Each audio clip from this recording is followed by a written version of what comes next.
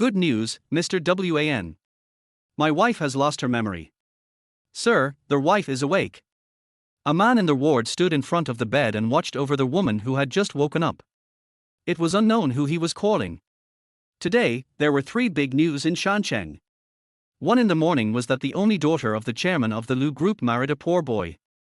In the afternoon, the chairman of the Lu Group died of a heart attack in the wedding lounge. As for the news in the evening, it was even more interesting. The news that the groom's childhood sweetheart showed up at the wedding with a pregnant belly and the bride Lu Cheshi committed suicide with a knife because of the humiliation shocked the whole Shancheng in an instant. At this moment, Lu Cheshi's neck was wrapped in a thick layer of gauze, and her face was extremely pale because of excessive blood loss. She looked around curiously, including the man in front of her. Who are you? After Lu Cheshi asked this question, Song Yin was obviously stunned for a few seconds, and then his expression was complicated. Sir, their wife seems to have lost her memory. Whatever the person on the other end of the phone said, Song Yin put the phone next to Lu Cheshi's ear. Before Lu Cheshi could avoid it, she heard a familiar voice. What? Mrs. WAN started acting after her suicide attempt. Mrs. WAN? Her? Lu Cheshi herself couldn't remember that she was married, but when she heard the voice, her eyes lit up. WAN Yang. This excited voice silenced the people on the other side. Half an hour later, WAN Yang appeared at the door of the ward, and Song Yin called him politely. The doctor was examining Lu Cheshi, and she immediately pushed the doctor away and jumped off the bed, so excited that she didn't even wear shoes. WAN Yang, why are you wearing a suit? Did my dad agree to let you join the company? Lu Cheshi grabbed WAN Yang's sleeve and shook it, and the bright smile on his face made him dazed.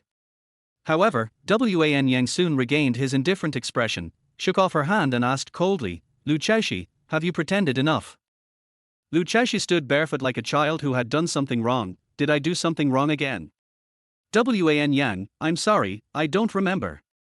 WAN Yang's brows were getting tighter and tighter. He always thought that Lu Cheshi was pretending, but now he was not sure. Song Yin walked behind WAN Yang appropriately and whispered, the doctor has confirmed that the wife has really lost her memory. WAN Yang's frown did not relax after hearing this, and his face was also tense. Now the Lu family's property is firmly in his hands. On their way here, he was still thinking that if Lu Cheshi continued to seek death, he would throw her to a mental hospital. But now that she has lost her memory, she can't do this, otherwise the public opinion outside will be unfavorable for him to control Lu. When WAN Yang was thinking about how to deal with Lu Cheshi, he was interrupted by her exclamation. Lu Cheshi was so anxious that she turned around and around, it's over. I don't have time to go back to school. She remembered that there was an exam at school tomorrow, the last exam in college. If she missed it. WAN Yang was curious about which stage her memory stopped at, and asked her, what are you going back to school for? Exams, you said that as long as you don't fail a single subject in college, you will agree to date me. Lu Cheshi is not good at studying, and she has to work very hard to pass. In high school, in order to be able to take the same college as WAN Yang, she didn't know how many tutors she had exhausted.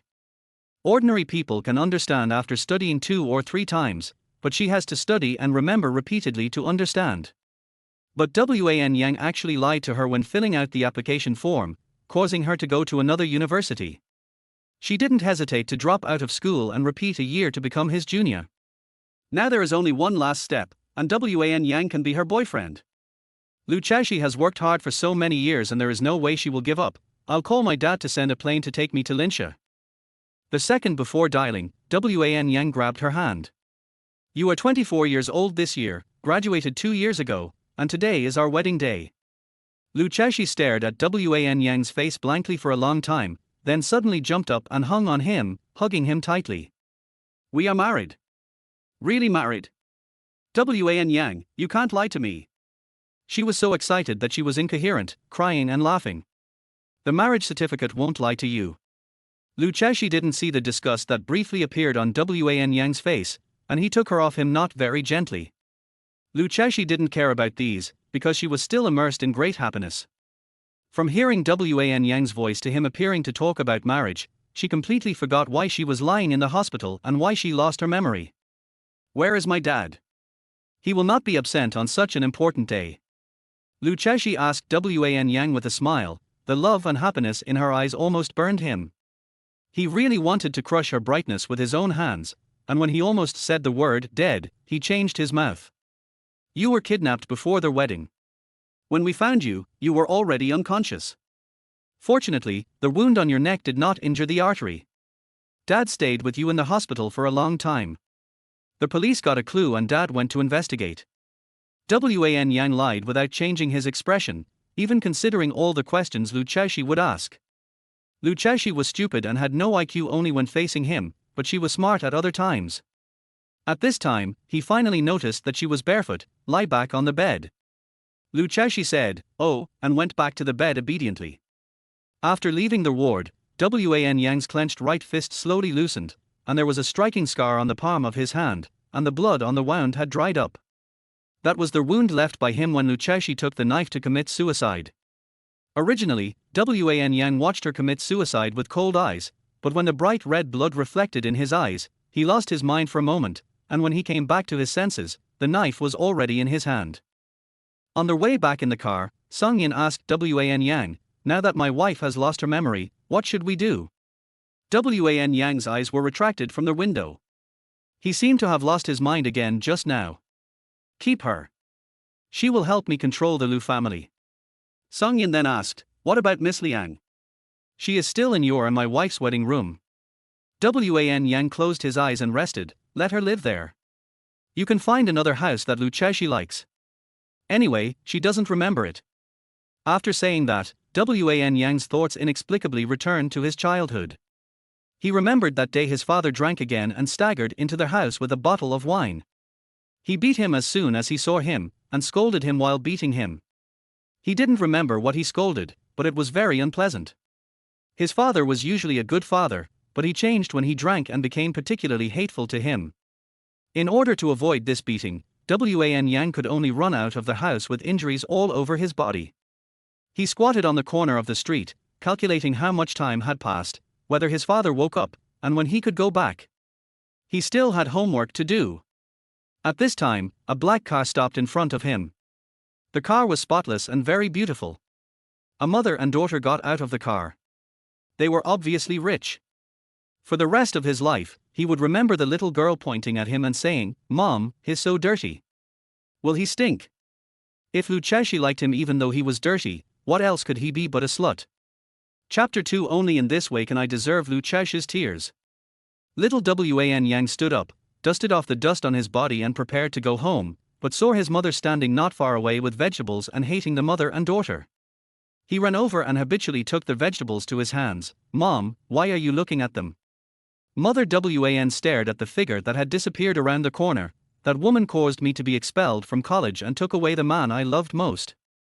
Can't I just look at him like this?" Wan Yang took his mother's hand and went home. "Mom, Dad is back. He woke up and wants to eat. We have to go back to cook." "Did he beat you again?" Mother Wan squatted down and lifted his clothes. Seeing the big and small red marks, she cursed in a low voice, "This beast." Wan Yang opened his eyes, and he was no longer sleepy. His hatred became stronger with his memories, and even the little bit of reluctance to Lu Chaoshi disappeared. In order to save him from being beaten to death, his mother accidentally killed his drunk father and is now serving his sentence in prison. He grew up with people looking down on him, and the only thing he remembered was the phrase, "He's so dirty." Mother dreamed of revenge on that woman, but that woman died long ago, and it was Lu Chaoshi who forced her to stick to him, and he just went with the flow. He graduated from college with excellent grades, but because Lu Chaoshi's father spread the news that no company was allowed to hire him, all his ways to survive were cut off. Wan Yang actually just wanted to make money and live a good life when his mother was released from prison. That's all he wanted. But Lu Chaoshi was like a ghost, clinging to him, and he couldn't get rid of him. This rich girl only cared about her own happiness, no matter how painful others were. Deal with those news, don't let Lu Chaoshi see them, and take away all her electronic devices. Wan Yang's voice became colder, and her friend Luo Ci, don't show up in front of her. Song Yin looked embarrassed, but their wife will definitely know within a few days. After all, the chairman's death can't be kept secret. No matter what reason you find, it can't explain why a father never showed up during his daughter's injury. Song Yin added, if you are worried about your wife, you might as well stay with her in the hospital. Your wife loves you so much that you will feel much better. Wan Yang tapped his thigh with his index finger, raised a disdainful smile and said, I am not worried about her, I just want to make her more painful. The voice was neither light nor heavy, but it made Song Yin slow down his breathing. At this moment, Lu Chashi was still grinning on the hospital bed. She felt that all this was like a dream. She was still in college, but she woke up and was 24 years old. She married Wan Yang as she wished, she really married Wan Yang. It was so unreal that Lu Chashi pinched herself countless times, and the pain told her that it was true. This was the happiest day of her life, and she also believed that she would always be happy. After all, this was the person she had spent 9 years chasing. 9 years ago, all the students in Shancheng No. 1 middle school knew that the rich girl Lu Chashi liked the poor boy Wan Yang in the same class. She had been around him for 3 years in high school and tried her best to please him. But Wan Yang never gave Lu Chashi a good face, and watched her flattery coldly all day long.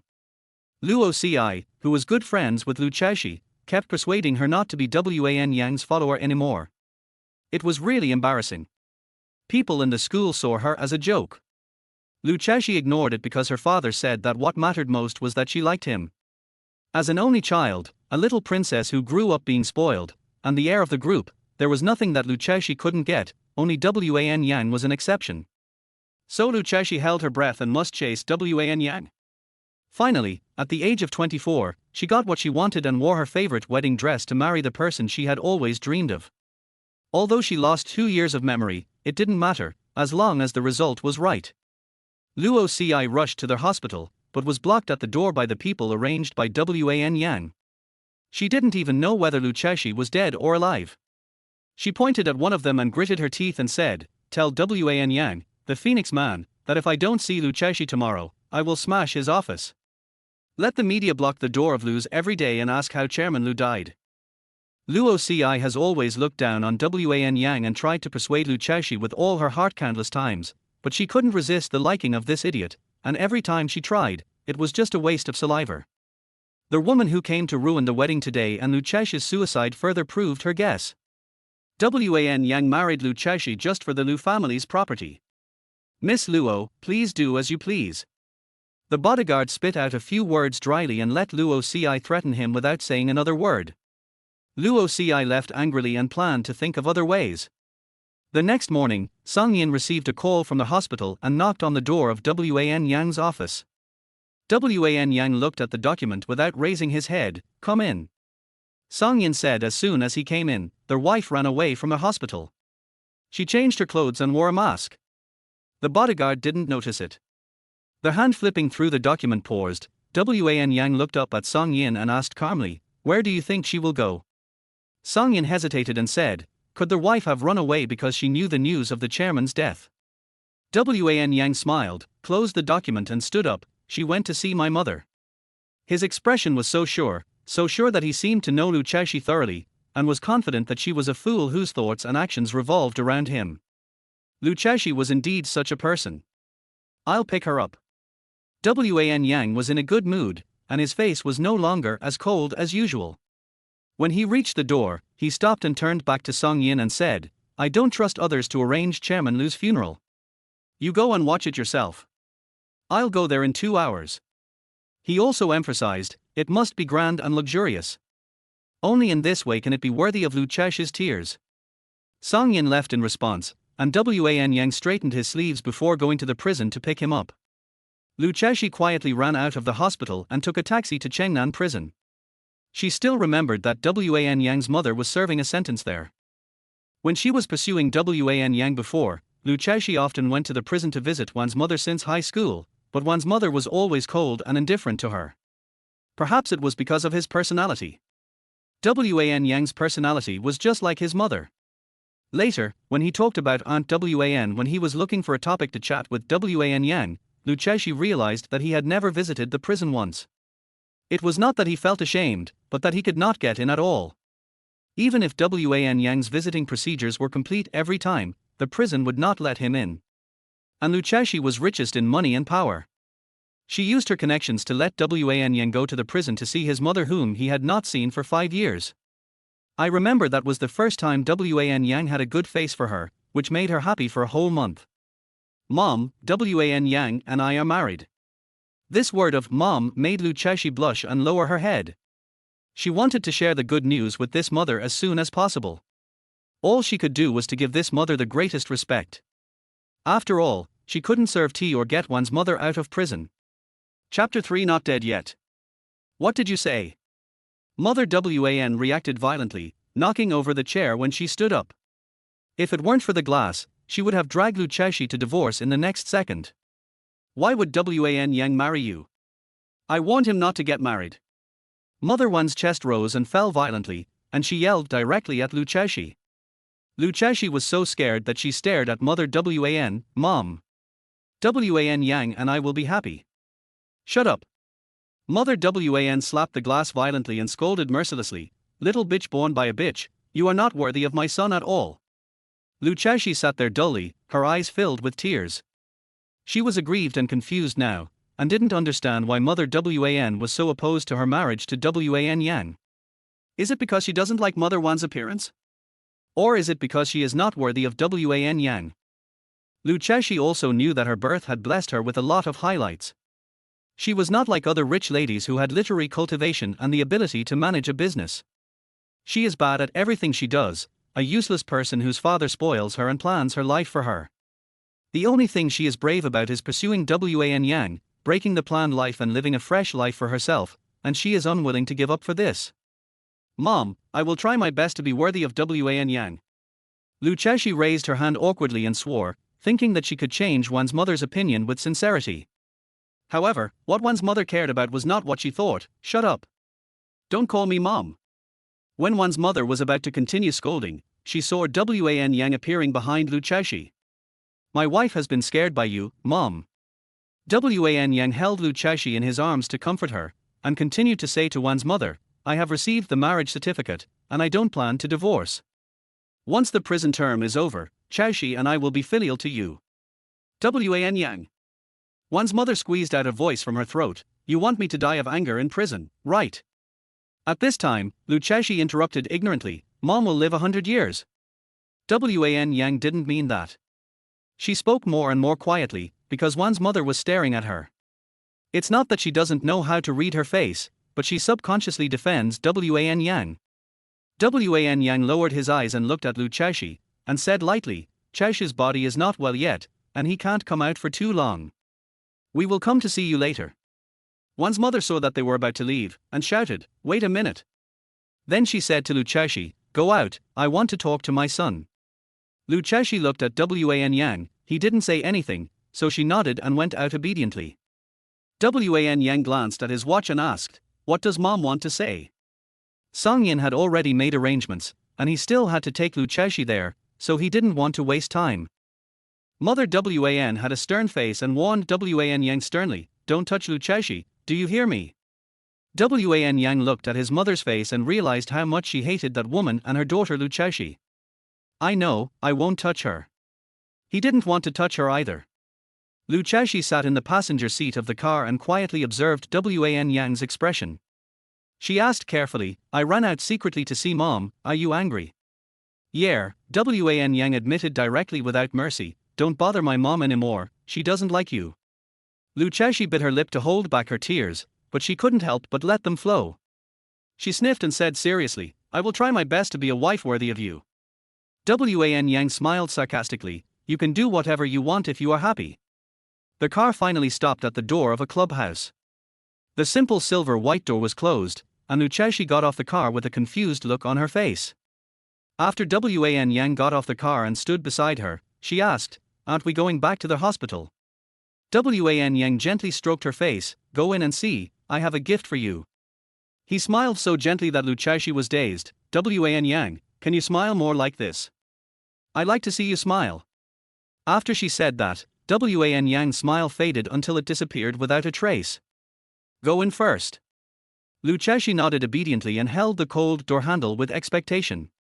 Before opening the door, she imagined whether Wan Yang had re-held a wedding to make up for her. But the fluttering white banners came into view, white flowers filled the lobby, and a huge black and white portrait was finally seen by Luceshi. At this moment, the smile on her face had not faded. Wan Yang behind her could not see her expression, but only saw her standing still. He was very happy and very happy. After an unknown amount of time, Lu Chashi slowly turned around, and Wan Yang finally saw her expression. It was very plain, so plain that there was no ripples, which made him a little disappointed. Lu Chashi blinked her dry eyes, spent all her strength to say a word to Wan Yang, and then fainted. She said, "Wan Yang, I can't cry." She felt that she was too unfilial, and she was not sad at all, and didn't want to cry at all. Her father should be so angry that he would come back to life and scold her. It would be better if her father really couldn't come back to life and scold her. Wan Yang stood there and watched coldly, and his hands in his trousers pockets had never been taken out. He was a little angry, maybe because he didn't hear Lu Chashi's heart-wrenching cry, or maybe it was something else, he didn't know. Now he didn't want to touch Lu Chashi at all, turned around and got in the car, and drove away cleanly. Song Yin found Lu Chashi an hour later. It was still cold in early spring in February. Lu Chashi was wearing thin clothes. When he was sent to the hospital, his forehead was burning. Song Yin called Wan Yang to report, and the man on the other end only asked, "Isn't she dead yet?" "No." Song Yin was silent for a while before answering. Wan Yang muttered to himself, "Over there, she is so lucky, that's good, I haven't had enough fun yet." Song Yin didn't know how to respond, but fortunately Wan Yang hung up the phone after he finished speaking. After Lu Chashi woke up in the hospital, she broke down and made a scene. She smashed everything in the ward with her broken and weak body, cried until she fainted, and continued to cry again when she woke up. For a whole week, she spent her time between false reality and coma, lying on the bed with no interest in life after she had run out of tears. She refused to let the doctor change her medicine or give her N4, nor did she eat. The nurse could only sneak in to give her a nutritional injection when she fell asleep or fainted from sadness. During this period, Wan Yang never showed up, and Song Yin only came to the ward to check on her every day as a routine. The only thing Lu Chashi said was to ask where Wan Yang was. Song Yin always gave the same answer: "The master is very busy and has no time to see you." Lu Chashi's body was overdrawn by her torture, her cheeks were sunken and bloodless, and she had completely lost her former bright and energetic appearance. She looked so sick that she even smashed the mirror. This was the effect Wan Yang wanted, and he succeeded. There was no light in the ward, only some light from the window came in, and the furnishings in the room could be barely seen. Lu Chashi woke up at some point, and has been staring at the ceiling with her eyes open until now. When she was unconscious, the nurse came in quietly and gave her N4. Chapter for then wait until she dies and then come find me. After a long time, Lu Chashi's hands moved, then his arms, and then he slowly sat up. She pulled out the needle expressionlessly and let the blood flow out. The pain she felt when the needle was pulled out made her frown. Lu Chashi thought of her father again. She had been thinking about things related to her father these days. In the past, whenever she had a cold and coughed a few times, Lu's father would get very nervous.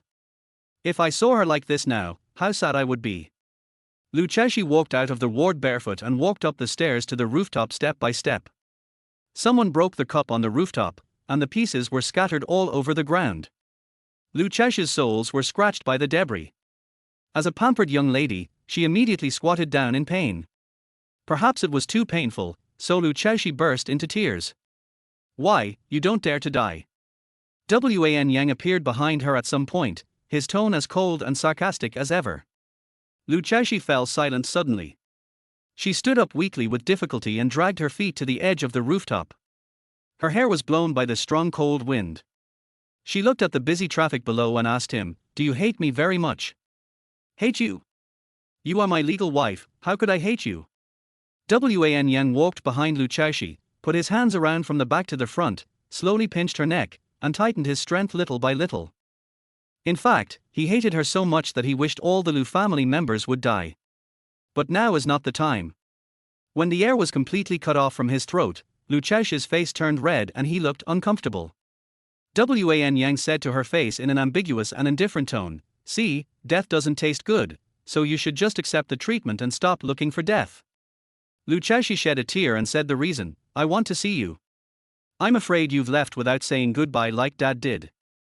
Wan Yang's face was gloomy. He felt disgusted, but he also considered that he still had to use Lu Chesh's identity to secure the Lu family. So he suppressed his disgust with great difficulty and explained, "Dad passed away suddenly, the Lu family was in chaos, and I was unable to take care of everything." "I know." Lu Chesh's voice was very light. "That's why you asked Assistant Song to come to the hospital to see me every day." The hand that was pinching his neck suddenly loosened a little, and Lu Cheshi turned around and hugged Wan Yang's waist. The soft body was in his arms. Facing the sensible person in his arms, Wan Yang might have softened his heart for a moment. Of course, only for a moment. Just when he was about to pry open the hands that were holding him, he heard Lu Chesh's tired and sleepy voice. "Wan Yang, can you please let me hold you? Holding you makes me feel at ease." After 9 years of obsession, she has engraved Wan Yang's name and this person into her bones and blood. The bones are taken away, the blood is drained, and the person dies. Wan Yang suddenly stopped what he was doing, clenched his fists and held back, allowing Lu Cheshi to hold him. Endurance is what he has always been doing. He had endured for 2 years in front of Lu Xianqing. Now in front of Lu Cheshi, who had lost his memory, what difference would it make if he endured for another 2 years? 2 years ago, Lu Cheshi was naive, bright and innocent, and very easy to be deceived.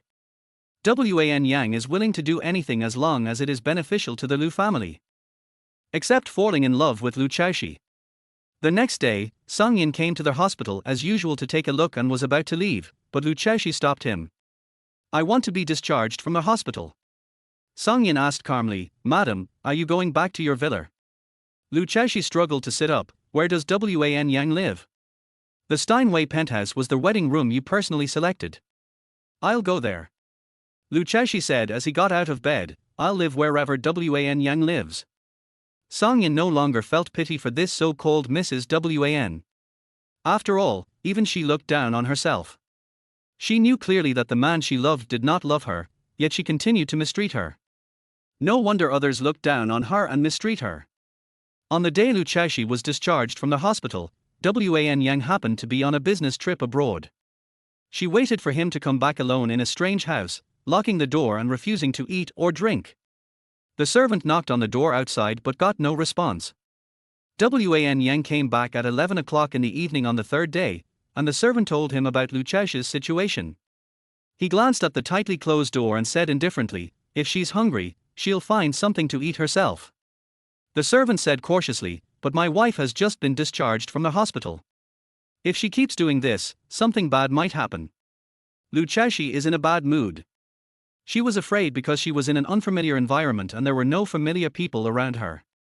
Wan Yang understood everything, and then handed the suit he took off to the servant, saying nonchalantly, "Then wait until she dies and then come find me." The word death has been on his lips a lot recently. Then he went into the study and never came out again. The servants didn't dare to act on their own and simply left it alone. More than 10 minutes later, someone knocked on the study door, but Wan Yang did not answer. He knew it was her.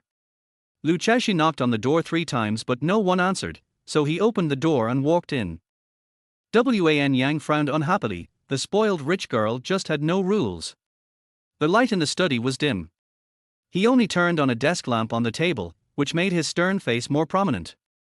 Lu Cheshi sat astride Wan Yang's legs, her head resting heavily on his shoulder, her weak hands still trying to hold him, using all her strength.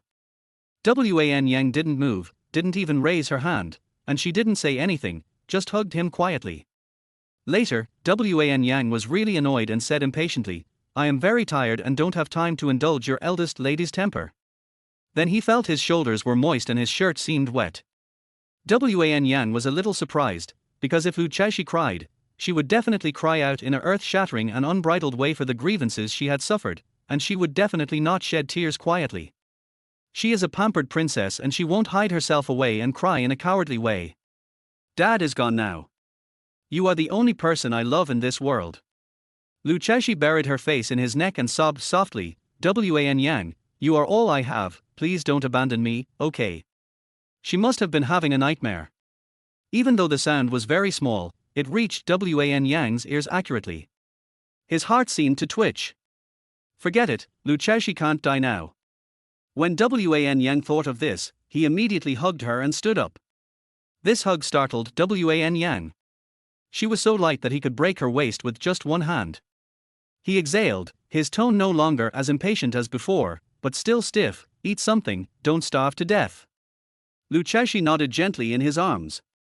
In front of Wan Yang, she is always well behaved and obedient. Wan Yang carried Luchesi to the dining table and sat her down. He told the servants to prepare some light food for her, and then went back to the bedroom. Luchesi grabbed his hand when he turned around. She took his hand and rocked it gently, like a kitten. My dad used to eat with me, and it was Luoci when I was in school. I don't like eating alone, so will you eat with me? Wan Yang felt that she was pushing it too far and refused coldly. Let the servant accompany you. Luchesi shook his head. I want to eat with you. Assistant Song said you were too busy today to eat. Chapter 5. Can I hold you while sleeping? I'm not hungry. Hearing him say that, Luchesi said angrily, then I'm not hungry either. She knew he would relent.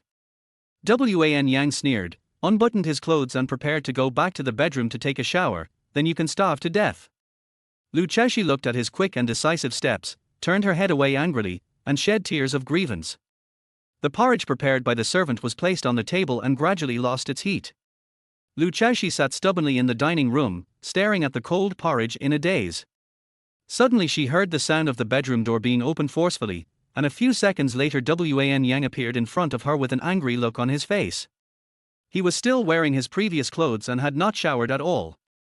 Luchesi smiled at him happily, but he didn't even look at her. He pulled out the dining chair rudely and sat down. He lowered his head and drank the porridge in a few mouthfuls, then went back to the bedroom. The whole process took less than 2 minutes, but Luchesi was very happy. She picked up the spoon and finished the cold porridge mouthful by mouthful. She felt that the porridge was not cold at all. Instead, her stomach, her heart, and her whole body gradually warmed up. After eating the porridge, Luchesi came to Wan Yang's room and knocked on the door. Wan Yang, can I hold you while sleeping? There was no sound from inside, so she plucked up the courage to open the door, but found it was locked, so she had to return to her room in disappointment. After Luchesi came back from the hospital, Wan Yang lifted her semi-confinement and returned her cell phone and other electronic devices. After all, his purpose in doing all this was to torture her with Lu Xianqing's funeral. Now that his goal has been achieved, there is no need to waste energy on her. Luoci, who had been under strict guard, finally had the chance to meet Luchesi. As soon as the servant opened the door a crack, she impatiently squeezed in using both her hands and feet. She originally thought that it was Luchesi who came to open the door for her, but after asking, she found out that the woman was making a cake in the kitchen and had no time to open the door. Luoci was so furious. It turned out that she had been trying every possible means to confirm whether Luchesi was dead or alive for so many days, but it was all wishful thinking. They are very happy with Wan Yang. Luoci threw his bag away and rushed into the kitchen, yelling, Luchesi, do you have any humanity? I'm worried every day that you'll be killed by Wan Yang, but you're so relaxed that you're making cakes.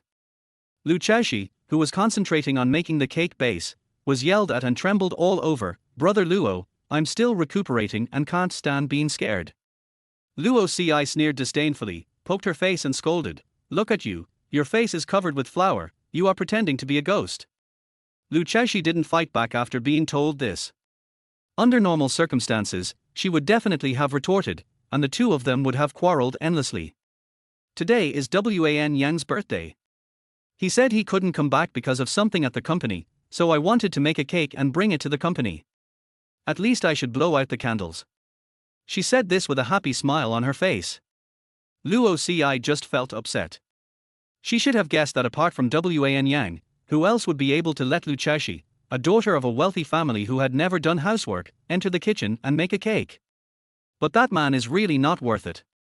Luoci snatched the tool from her hand and asked, have you forgotten the woman who appeared at the wedding? She's still pregnant.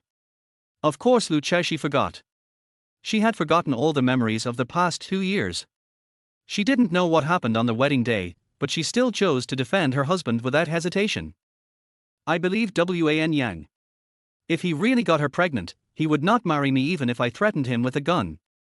Luoci was so angry that she had a heart attack. She said earnestly, marrying you is equivalent to owning the entire Lu family. Wan Yang doesn't hate money. Of course he will choose to marry you and use your money to support his true love. What's more, Wan Yang is a poor boy. How could a person who is afraid of being poor let go of the opportunity when he gets it, especially when Lu Chaoshi brought it to him? Lu Chaoshi lowered his head and made the cake silently. After a while, he said in a sullen tone, "Brother Luo, please stop saying bad things about Wan Yang, and don't always remind me that he doesn't love me. It makes me feel bad." Luo Yu was speechless for a long time. She finally sighed, "So you understand everything, then why do you insist on Wan Yang? Why isn't she obsessed with Wan Yang? Why does Lu Chaoshi seem to be under a spell and insist on having Wan Yang?" Lu Chaoshi didn't say why directly, but said what Ji Luorju said. Even if you are surrounded by a huge crowd, you will miss someone outside the crowd, and Wan Yang is the person I will miss. Luo Ci felt sorry for her, but every time he gets angry for no reason, no matter if it's your fault or not, you always admit your mistake and say sorry, but you don't owe him anything. Lu Chaoshi raised his head and grinned at her. Maybe it's something he owed me in his previous life. It doesn't matter. It's a good thing to admit your mistakes so that he won't be angry. Luo Ci lost his temper, held her face and said word by word, "But Chaoshi, if he loves you, your happiness should be more important than right or wrong." After saying that, Luo Ci waved his hands helplessly again. "Forget it, I won't persuade you anymore. Anyway, you haven't listened to me for so many years." Lu Chaoshi came over and giggled, "Then you can accompany me to the company to deliver the cake later." "I'm not going." Luo Ci rolled his eyes. "I'm too lazy to wish him a happy birthday." Although he said something amiss but acted honestly, Luo Ci finally couldn't resist Lu Chaoshi's coquettishness and went with her. As the acting chairman, Wan Yang's office was replaced by Lu's father's office. In just 2 years, he reached the highest position in the building and held the life and death of a company in his hands. Liang Zhijin, who was instructed by Wan Yang to sabotage the wedding, was standing in front of his desk. Liang Zhijin is also a highly educated talent. She went abroad to study after graduating from high school. She received an offer letter from a large company as soon as she graduated. However, after receiving Wan Yang's call, she chose to return to China without hesitation and broke up with her foreign boyfriend who she had been in love with for 4 years. She put the recently investigated list of all Lu's shareholders in front of Wan Yang. "It's strange, Lu Xianqing's 48% of the shares were transferred out a month ago, and I can't find any information about him. As for Lu Chaoshi, he only has 5% of the shares." Wan Yang didn't check the list, and thought, "Even if I get all the remaining shares, I can't compare with Lu Xianqing and Lu Chaoshi. Unless he can get 5% of Lu Chaoshi's shares, he has no chance of winning. It seems that he needs to be nicer to Lu Chaoshi recently." Wan Yang narrowed his eyes, as if he had come up with a solution. Liang Zhijin had a bad feeling when he saw his expression, and asked tentatively, "Ian, you are not going to keep Lu Chaoshi, are you?" Wan Yang smiled and looked at her. "She is my wife, would I kill her?" His smile made Liang Zhijin a little nervous.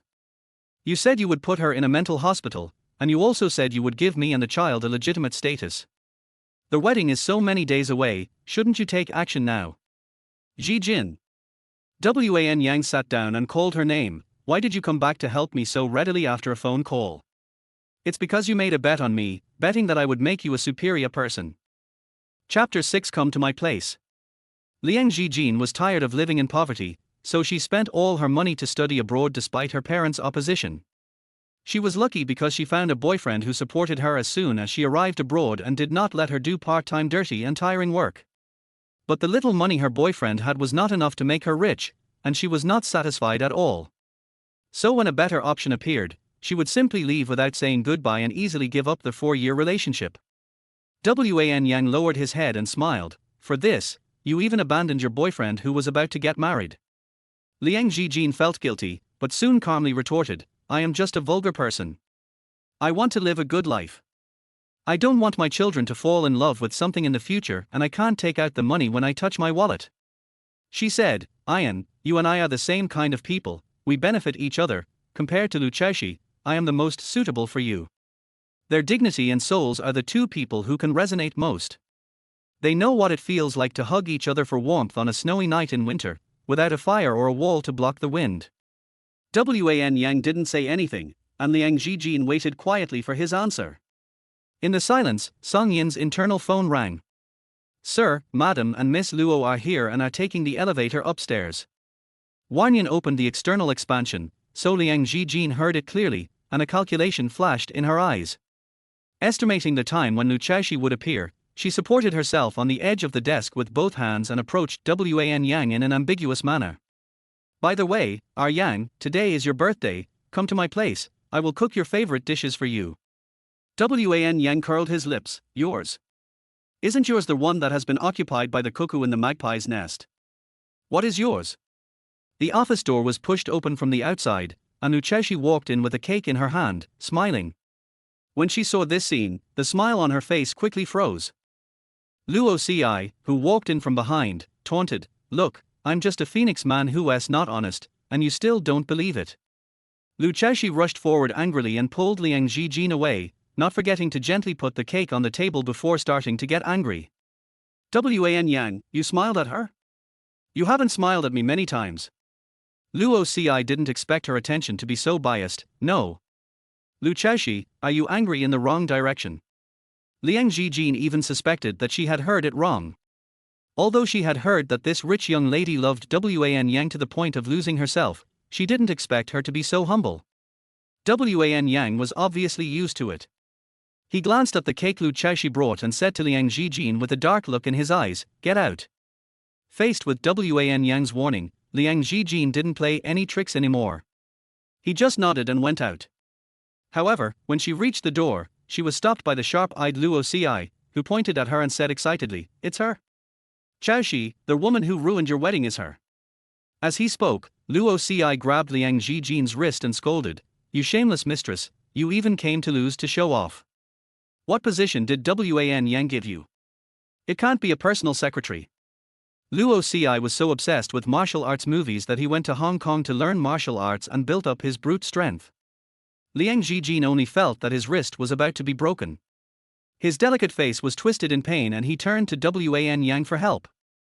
Ian, please ask her to let me go, it hurts so much. Our Yang.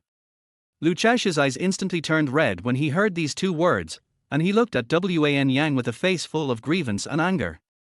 Wan Yang pursed her lips in displeasure at the noise and told Lu Chaoshi in a cold voice, she is still pregnant, let her go.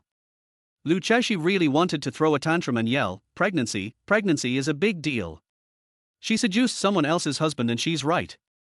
But if she did that, she would become a shrew defeated by marriage, and she didn't want to become like that.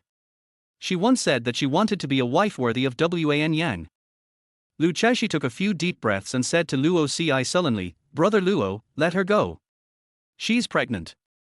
Luo Ci was shocked. Lu Chaoshi, you are so magnanimous. Just let the bitch go if you say so. Brother Luo. Lu Chaoshi raised his voice, I'll take care of it, just let go. Luo Ci shook off Liang Jijin's hand and strode away, okay, I don't care about you anymore. Lu Chaoshi wanted to chase Luo Ci, but her hand was held by Wan Yang, so she could only watch Luo Ci being angered and left. Wan Yang glanced at Liang Jijin, signaling her to go out. The office, which had been noisy just a moment ago, suddenly became quiet, with only the two of them left. Wan Yang was somewhat surprised that Lu Chaoshi had never asked about Liang Jijin. He took the initiative to speak, you don't want to ask me. Lu Chaoshi glared at him with resentful eyes, of course I have to ask, why did you smile at her? Wan Yang's eyes jumped, and he pinched her cheek to check, and said sincerely, whether amnesia will cause brain atrophy, I think you are the most qualified to speak on this issue. After getting engaged 2 years ago, Lu Chaoshi has always had a strong possessiveness. Because she feels insecure, she would get angry and jealous if a woman stands next to him. She doesn't seem like a nagging woman now, but Wan Yang still feels uncomfortable. Lu Chaoshi opened his mouth and was about to bite Wan Yang's hand, but he quickly withdrew his hand and dodged. Luo Ji told me that she was the one who ruined our wedding. I care about her very much. Lu Chaoshi's current appearance finally looks a bit familiar to Wan Yang, and he is afraid that if she changes, it will be difficult to control her. Wan Yang's expression relaxed a little. Did Luo Ci also tell you that Liang Jijin's child is mine? Lu Chaoshi nodded again and again, she did say it, but I don't believe it. Wan Yang became interested, why? It was rare for him to be curious about Lu Chaoshi's words, but today it happened twice. Lu Chaoshi answered without hesitation, because you wouldn't do that. If she was really the one you liked, you wouldn't marry me. The long-lost bright sunshine on her face made Wan Yang dazed for a moment. Then Lu Chaoshi tiptoed over and whispered, Wan Yang, I know you very well. I believe you will fall in love with me. These words were said with great certainty and confidence, in the same tone as the day Wan Yang said with such certainty, she went to see my mother. I won't fall in love with you. Wan Yang's first reaction was to deny it out loud, and then he told her, the baby in Liang Zhijin's belly is mine. He was afraid of Lu Chaoshi's words and was denying it while warning himself at the same time. In fact, ever since he snatched the knife from Lu Chaoshi's hand at the wedding, he also found that his recent emotions and behaviors seemed to be somewhat influenced by her. I don't want to listen. Lu Chaoshi quickly covered his ears when he opened his mouth. If I didn't hear you, it means you didn't say it. After saying that, Lu Chaoshi took out the cake and tried to change the subject. I almost forgot that I came to give you a cake. Wan Yang was already impatient at this point. I don't celebrate my birthday. He never celebrated his birthday, not even once, because his mother forbade him to mention the word birthday. When he was a child, he saw other children having cakes and new clothes on their birthdays, and he couldn't help but run to ask his mother. Chapter 7 You lost your memory, so you forgot how I married you. At that time, Wan's mother was doing hand knitting to earn money to supplement the family income. When she heard Wan Yang ask this, she threw away the things in her hands and yelled at him with hatred. I was insulted the day you were born. I ran to the front door of the Lu family and knelt down, begging them to give me a chance to live. My head was covered in blood. I pressed my face hard to the ground, and they cursed and spit on me. How do you want me to celebrate your birthday? Do you want me to dig up these memories all the time and torture myself? Wan Yang was frightened by his mother's expression at the time. He was so terrified that he had nightmares for a long time. From then on, he wished he could take a few sleeping pills on his birthday so that he could wake up to the next day and he would not suffer from insomnia. Lu Chaoshi didn't know, he just felt regretful. In the past, she gave Wan Yang gifts on time every year. Although he threw the gifts into the trash can in front of her every time, she thought he was celebrating his birthday with his friends. If she had known this earlier, she would have pestered him from morning till night, insisting that he blow out the candles and eat a bite of cake. Lu Chaoshi carefully took out the cake she had made herself and then put the candles on it with great concentration. Wan Yang watched everything she did and heard her gentle voice again, why not celebrate it? This is the most memorable day of your coming to the human world. Lu Chaoshi looked up and smiled at him, you not only added a new population to this world, but also the first breath you took when you were born, and the thought and name of Wan Yang were born. You are the most unique gift of that day. There was disbelief in Wan Yang's eyes at first, which gradually turned into jealousy, and then malicious revenge. These words must have been said by Lu Xianqing to her. Her birth was highly anticipated and was a beautiful sunrise, so Lu Chaoshi's eyes were pure without any distractions, and her smile was always clean and bright. Every time he looked at her, he became so jealous that he wanted to crush her smile and brightness. Wan Yang clenched his fists and spoke coldly, you have lost your memory, so you forgot how I married you. He pressed forward, forcing her to retreat. If you hadn't been so persistent in pestering me, your father Lu Xianqing would not have left me a way out. I was forced to marry you because you, Miss Lu, liked me. So people like us at the bottom can only be manipulated. Lu Chaoshi was forced to lean against the wall. She shook her head blankly under Wan Yang's resentful gaze, I don't remember. Wan Yang, did my father really do all this to force you to marry me?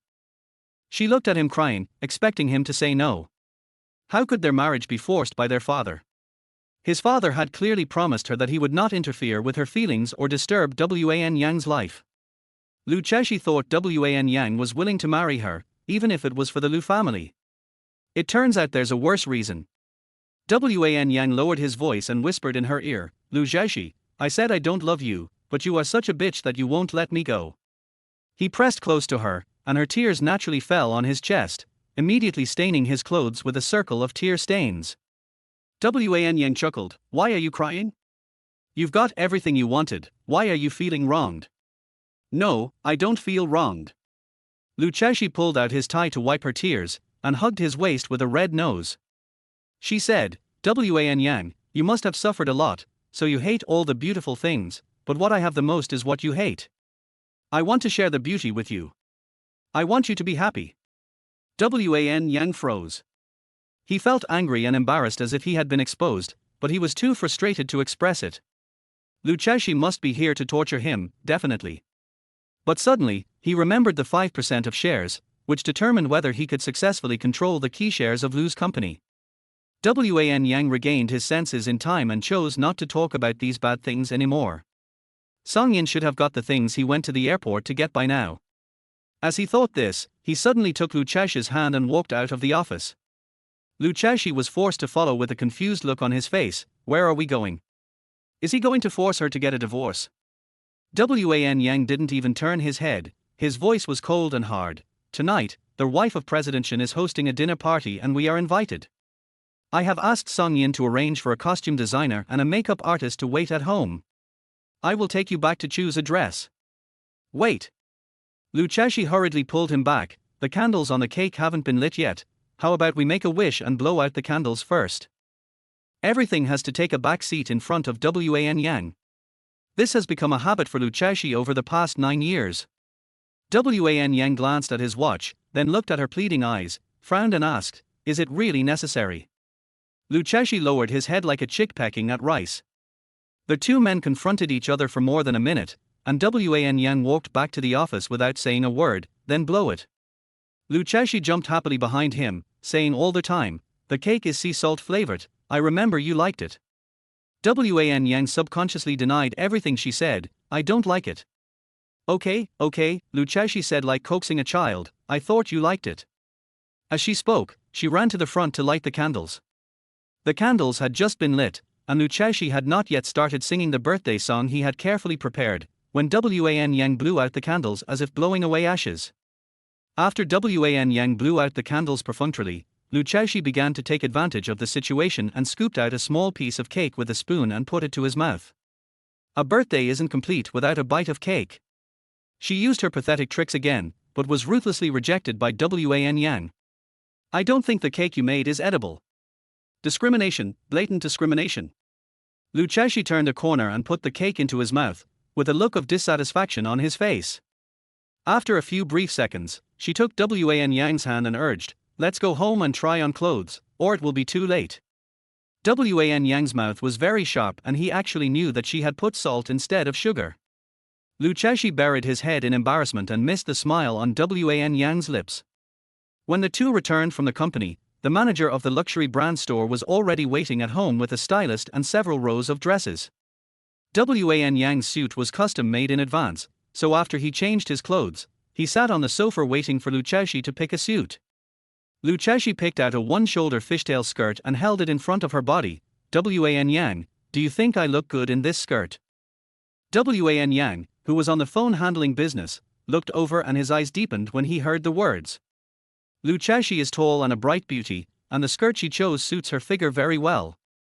Wan Yang hung up the phone, stood up, walked to her, took the skirt from her hand, threw it to the person next to her, and said lightly, "It's ugly." After saying that, he walked over to Luchashi and picked out a black high-necked, long-sleeved dress from the rows of dazzling dresses. "A high-necked dress will hide your scar so you don't have to worry about others seeing it." He put the long skirt in front of Luchashi, compared it, and said, "It fits very well."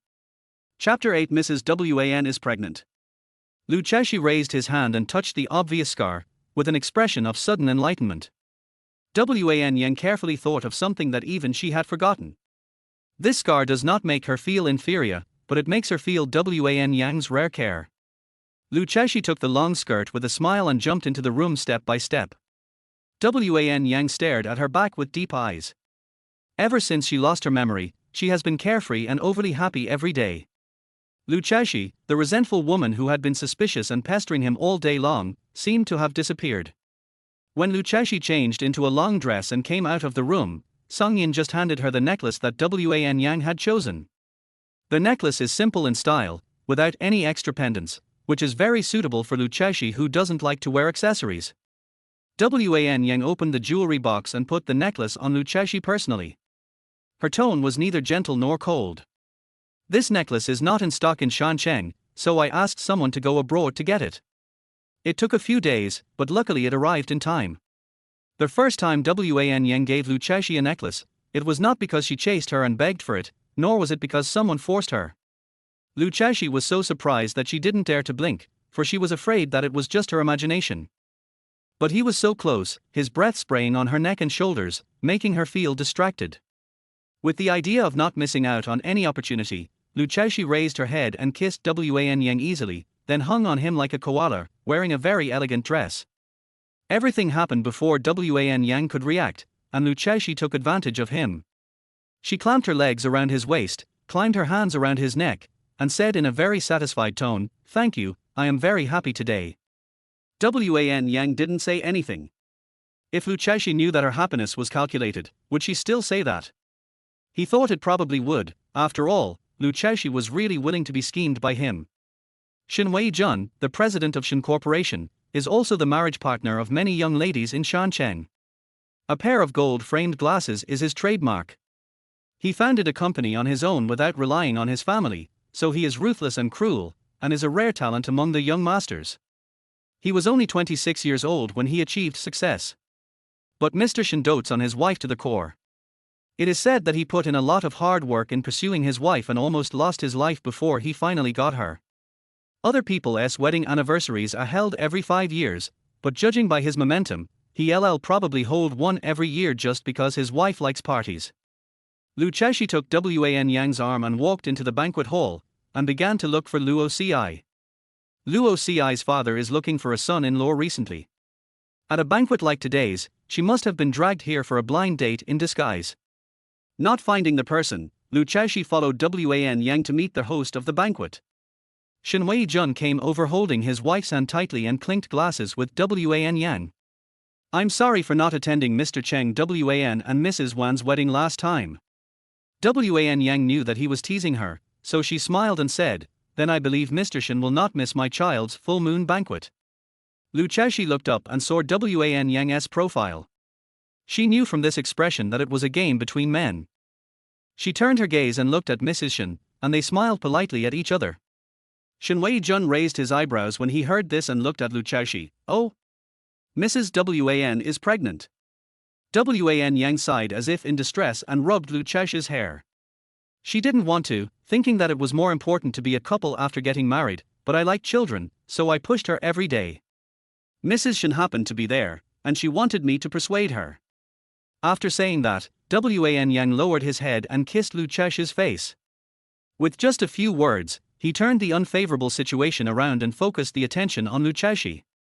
Mrs. Shen was curious at this time and said, "It's impossible to act out the loving expression of Mr. Wan and Mrs. Wan. Why are people saying that your marriage is one-sided?" Luchesi looked at Wan Yang with an awkward smile and found that he was looking at her with tenderness in his eyes. "Is this what you want her to say?" Luchesi has attended countless banquets at home and abroad with her father since she was a child. She has learned the skills of toasting and socializing from her father. Wan Yang is definitely not as good as her. Mr. Shen should share the same feelings on this issue. She gave a proper smile and kicked the question back. Apart from the kitchen, Luchesi is capable of being a lady in the living room, buying a good house, chasing men and beating up hooligans. When Shen Wei-jun got married, the news reported that he forced Mrs. Shen to get married. The term unrequited love was first used to describe him. Mrs. Shen tried to hold back her laughter when she heard this, while Shen Wei-jun's face gradually turned darker. Luchesi raised her eyebrows towards Wan Yang for praise, and Wan Yang also curled his lips and lowered his eyes to look at her. "All right. We women have no interest in your men's topics. Mr. Wan, I'll borrow your wife." Mrs. Shen snatched Luchesi away, put her arm around his shoulder and said, "Let's play mahjong. I'm short of one." "Mahjong? I don't know how to play." Luchesi looked back at Wan Yang reluctantly. How could mahjong be as important as her husband? All self-drawn. "I'm lost." Luchesi pushed the cards in front of him and clasped his hands proudly. Mrs. Shen sighed, "Newbie's luck is good, I just sorted out the cards and you got a clean set." "Luck, it's all luck." Luchesi waved his hand modestly, but he couldn't hide the pride on his face. When playing the next hand, Luchesi was just playing a card when someone slapped his right shoulder hard. Luo Ci's cool voice came from above, I'm trapped in the clutches of blind dating and waiting for you to save me, but you're comfortable, drinking champagne and playing mahjong. Luchashi shrank like a quail and answered guiltily, I was looking for you at first, but then Mrs. Shin said we were short of one person, so I forgot about it. Luchashi. Luo Ci squeezed out 3 words from between his teeth, pointed at her and cursed, you are bad friend. Luo Ci's high heels made a clicking sound, and Luchashi hurriedly chased after her to comfort her. Mrs. Shin watched the whole process and even felt that Luchashi's personality made her feel very close. In the past, when I had a tantrum with my friends, she was always the one being coaxed, and it was always my old friend who did the coaxing. Aren't Luchashi and Luo Ci just another old friend to her? Luo Ci was so focused on her anger that she bumped into someone when she walked to the swimming pool, and the red wine in that person's hand suddenly poured all over her. Luchashi hurriedly pulled Luo Ci over to check on him, are you okay, brother Luo? Luo Ci's dress was completely ruined by the red wine. She glanced at it casually and comforted Luchashi, it's okay, it's just red wine. The female guest who was bumped into was about to get angry, but when she saw who it was, she just laughed disdainfully. I was wondering who was blind, it turns out it was you guys. Luchashi and Luo Ci also saw each other's faces clearly. The two have been enemies since childhood, Ji and An. Luchashi didn't have any conflicts with her, it was mainly Luo Ci who didn't get along with her. As Luchashi was forced by Luo Ci to become Guan's second brother, he had to share the same hatred for the enemy. Over the years, the feud gradually evolved into a grudge between the two of them and Ji and An. Chapter 9 But your husband doesn't seem to care.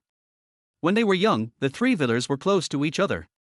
Luo Ci and Ji and An fought every day, and Luchashi, who was watching the fight, would be tickled a few times. But this time they were indeed in the wrong for bumping into someone, so Luchashi apologized, I'm sorry, I bumped into you by accident. Accidentally. Ji and Nan sneered, I think someone's eyes are too high, and they look down on others, so no one dares to marry him. Luo Ci was ready to go up and fuck her, you're getting ahead of yourself, aren't you? Luchashi desperately hugged her waist to stop her, brother Luo, this is their wedding anniversary, we can't mess things up here. Moreover, her face represents Wan Yang's face, and she cannot let Wan Yang lose face. Jianan was still provoking, if you dare to touch me, tomorrow the headlines in Shancheng will be about your failed blind date. The Ji family controls more than half of the media people in Shancheng. What will be the headlines tomorrow is really just a matter of a word from Jianan. Mrs. Shin heard the noise and rushed over. She looked at the mess on the ground and asked a few people, no one was hurt, right? The host of the banquet arrived, and the 2 people who were on the verge of a tense situation calmed down. It was Luchashi who broke the deadlock again and said to Mrs. Shin, no, I just spilled a glass of red wine. Mrs. Shin breathed a sigh of relief when she heard that, and then she saw Luo Ci's dress stained by red wine. More and more people gathered around, so Mrs. Shin said to Luo Ci, your body shape is similar to mine. I have a few dresses that were just delivered today. Please change into them. Luchashi also agreed, yes, Luo Ji, otherwise Uncle Luo will scold you again when he sees you like this later. Thinking of his father getting angry, Luo Ci no longer refused. Before leaving with Mrs. Shin, he also gave Luchashi some instructions. Chaoshi, wait for me here. I'll come find you after I change my clothes. Gradually, everyone dispersed. Jianan was too lazy to stay any longer. He gave Luchashi a blank look and went to the garden. Luchashi stood by the swimming pool waiting for Luo Ci. After a long time, the cool breeze made her feel a little cold. She was about to turn around and find a warm place to wait for someone when someone behind her put a suit on her. The scent of ebony and bergamot on the suit let her know that the person behind her was not Wan Yang. After all, Wan Yang only used one perfume, Jo Malone Clary Sage Sea Salt. Luchashi turned around suddenly and saw a strange face. She searched her memory to confirm that she had never seen this person before. But this person seemed to be very familiar with her and could call out her name accurately. Luchashi, Miss Lu. Luchashi asked tentatively, do we know each other? Given this man's appearance, she shouldn't have forgotten him to the point of having no impression of him at all. The man seemed to have expected that she would not remember him, so he introduced himself, my name is Ji Zheng. Luchashi smiled politely and distantly, Mr. Ji. She took off the suit and handed it back to him, I'm sorry Mr. Ji, I'm married, so it's not appropriate for me to wear your coat. Zhizhen did not insist. He took the suit and put it on his elbow, then said directly, "You seem to have forgotten me." Lu Chexi was alert and asked, "Should I remember you?" Zhizhen acted sad, and sighed with hidden meaning in his words. 20 years ago, that little girl said she would remember me. It turns out that promises can really be forgotten. 20 years ago. Lu Chexi was stunned. She was only 4 years old at the time. How could she remember anything? Zhizhen leaned over and approached her to tease her. "You said you wanted to marry me." Lu Chexi was so scared that she stepped back and almost fell into the swimming pool. Fortunately, Zhizhen pulled her back. "Boss Wan, your wife, who you just got married to not long ago, seems to be having a second spring." Shenwei Jun, who was not far away, curled his lips and teased the man next to him. Wan Yang naturally saw it as well. Looking at the man who was happily chatting with his wife, Wan Yang's expression was neither good nor bad. He asked Shenwei Jun, "Who is that person?" Shenwei Jun slowly shook his glass and said, "He is a foreign investor. Don't look at his young age. He holds shares in several well-known listed companies, and they are not small." Wan Yang's eyes became more and more serious. "What's his name?" "I don't know his real name either, but he has an alias called Zhizhen. His last name is Ji." "I'm afraid not." After hearing this, Wan Yang took a sip of red wine, and there was an unfathomable depth in his eyes. Zhizhen seemed to have deliberately used more strength, causing Lu Chexi to fall into his arms without any preparation. Lu Chexi left a lip print on his chest, and the white shirt made the lip print more prominent. "Mr. Ji, I'm telling you again that I'm married. What promise did you ask a 4-year-old child to remember?" Lu Chexi pushed the person away angrily and wiped the lipstick off her lips with disgust. She clearly exposed him. "If you really remembered this promise until now, you would not disappear without a trace in these 20 years, and you would not let me forget you." Lu Chexi didn't know what this man's purpose was, but it definitely couldn't be a good thing. His deliberate approach only made her feel disgusted. Zhizhen still had a gentle smile on his face, and his expression did not change because of Lu Chexi's words. He gestured for her to look in a certain direction. Wan Yang in that direction happened to look back at this moment. He obviously saw the commotion here, but remained indifferent. "But your husband doesn't seem to mind our intimate behavior." Lu Chexi stared at Wan Yang closely, his eyes slowly changing from eager expectation to disappointment. Even if Wan Yang took a step in this direction, she would run to him with a clear conscience, but as her husband, he just turned a blind eye. Lu Chexi has always known that Wan Yang doesn't love her, but she can't control her heart and it still hurts because of his indifference. She struggled to maintain her dignity and said calmly, "Mr. Ji, I'm waiting for a friend here. Please leave." Zhizhen nodded and left without saying anything. Lu Chexi was slightly surprised and secretly complained, "If I had known he would be so obedient, I would have chased him away as soon as he opened his mouth." Complaining about Zhizhen, Lu Chexi prepared to go in and wait for Luo Ci. But before he had taken a few steps, his road was blocked by someone. Jianan blocked Lu Chexi and said angrily, "Lu Chexi, do you know that he is the male companion I brought with me? You are already married, why are you still flirting with others?" It turned out that Zhizhen was Jianan's male companion, and Lu Chexi was overwhelmed. Given Miss Ji's personality, she would definitely be retaliated against if she was seen chatting with the man she liked. Lu Chexi explained in a good-tempered manner, "I am standing here waiting for someone. I am dressed appropriately without exposing my neck or legs. How can I be flirtatious?" Jianan was unreasonable. "I saw it all. You two were so intimate, there are even lip prints from you on his clothes." Seeing that she was totally unwilling to listen, Lu Chexi didn't intend to waste time standing here in the cold wind. "I'm too lazy to talk to you. Don't leave. I haven't finished yet." Seeing that the person was trying to walk around him, Jianan reached out to grab the person anxiously and snatched Lu Chexi's necklace off. "Give me back the necklace." Lu Chexi's eyes immediately became fierce, and he warned with a cold face, "If it is damaged, I will break your hand." Chapter 10. I'm really unqualified as a husband. Few people have ever seen Lu Chexi truly angry. If she really got angry, Luo Ci would be afraid. After all, he is a man who would stab himself with a knife. Jianan noticed her unusual nervousness about the necklace, glanced at the swimming pool behind her, and then looked provocative and threatening.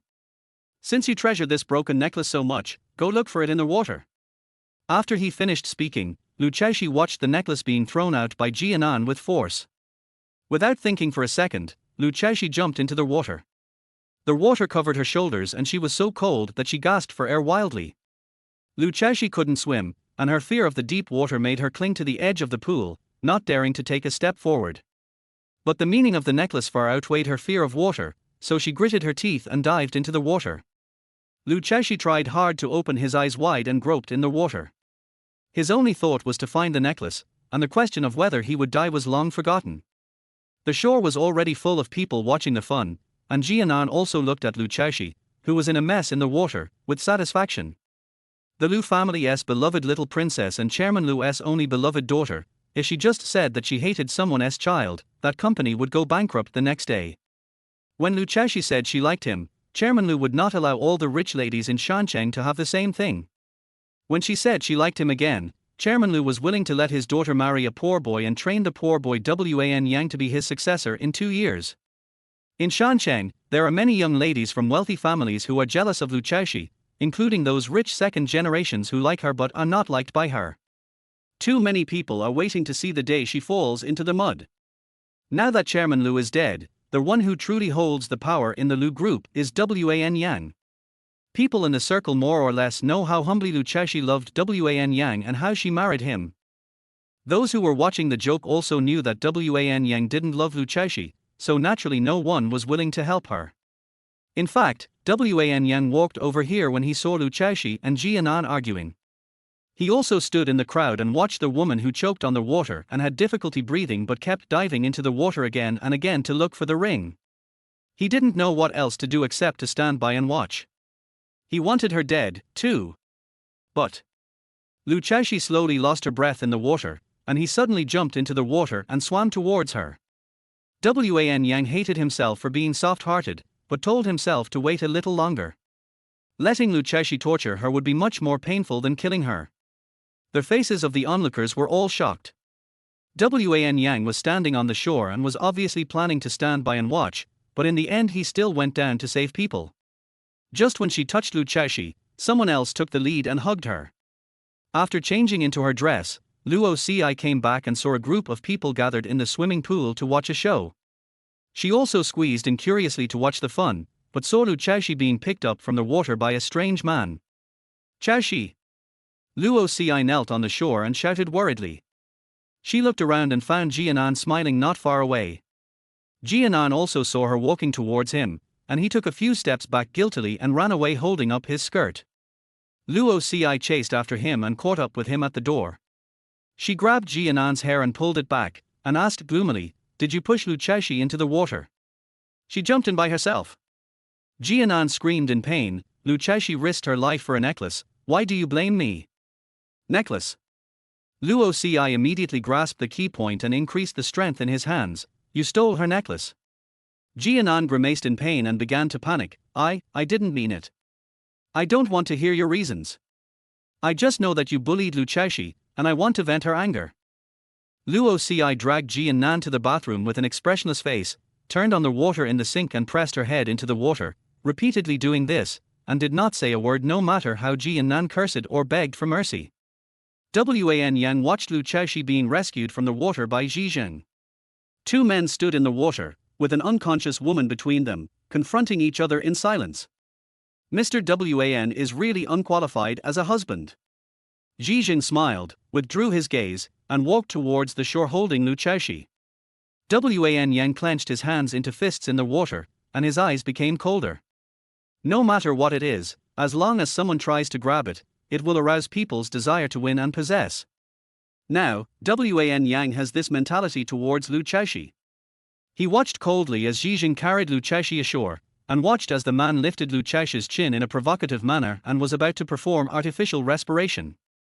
When their lips were about to touch, Luchesi woke up coughing, and the coughed-up water sprayed all over Zhizhen's face.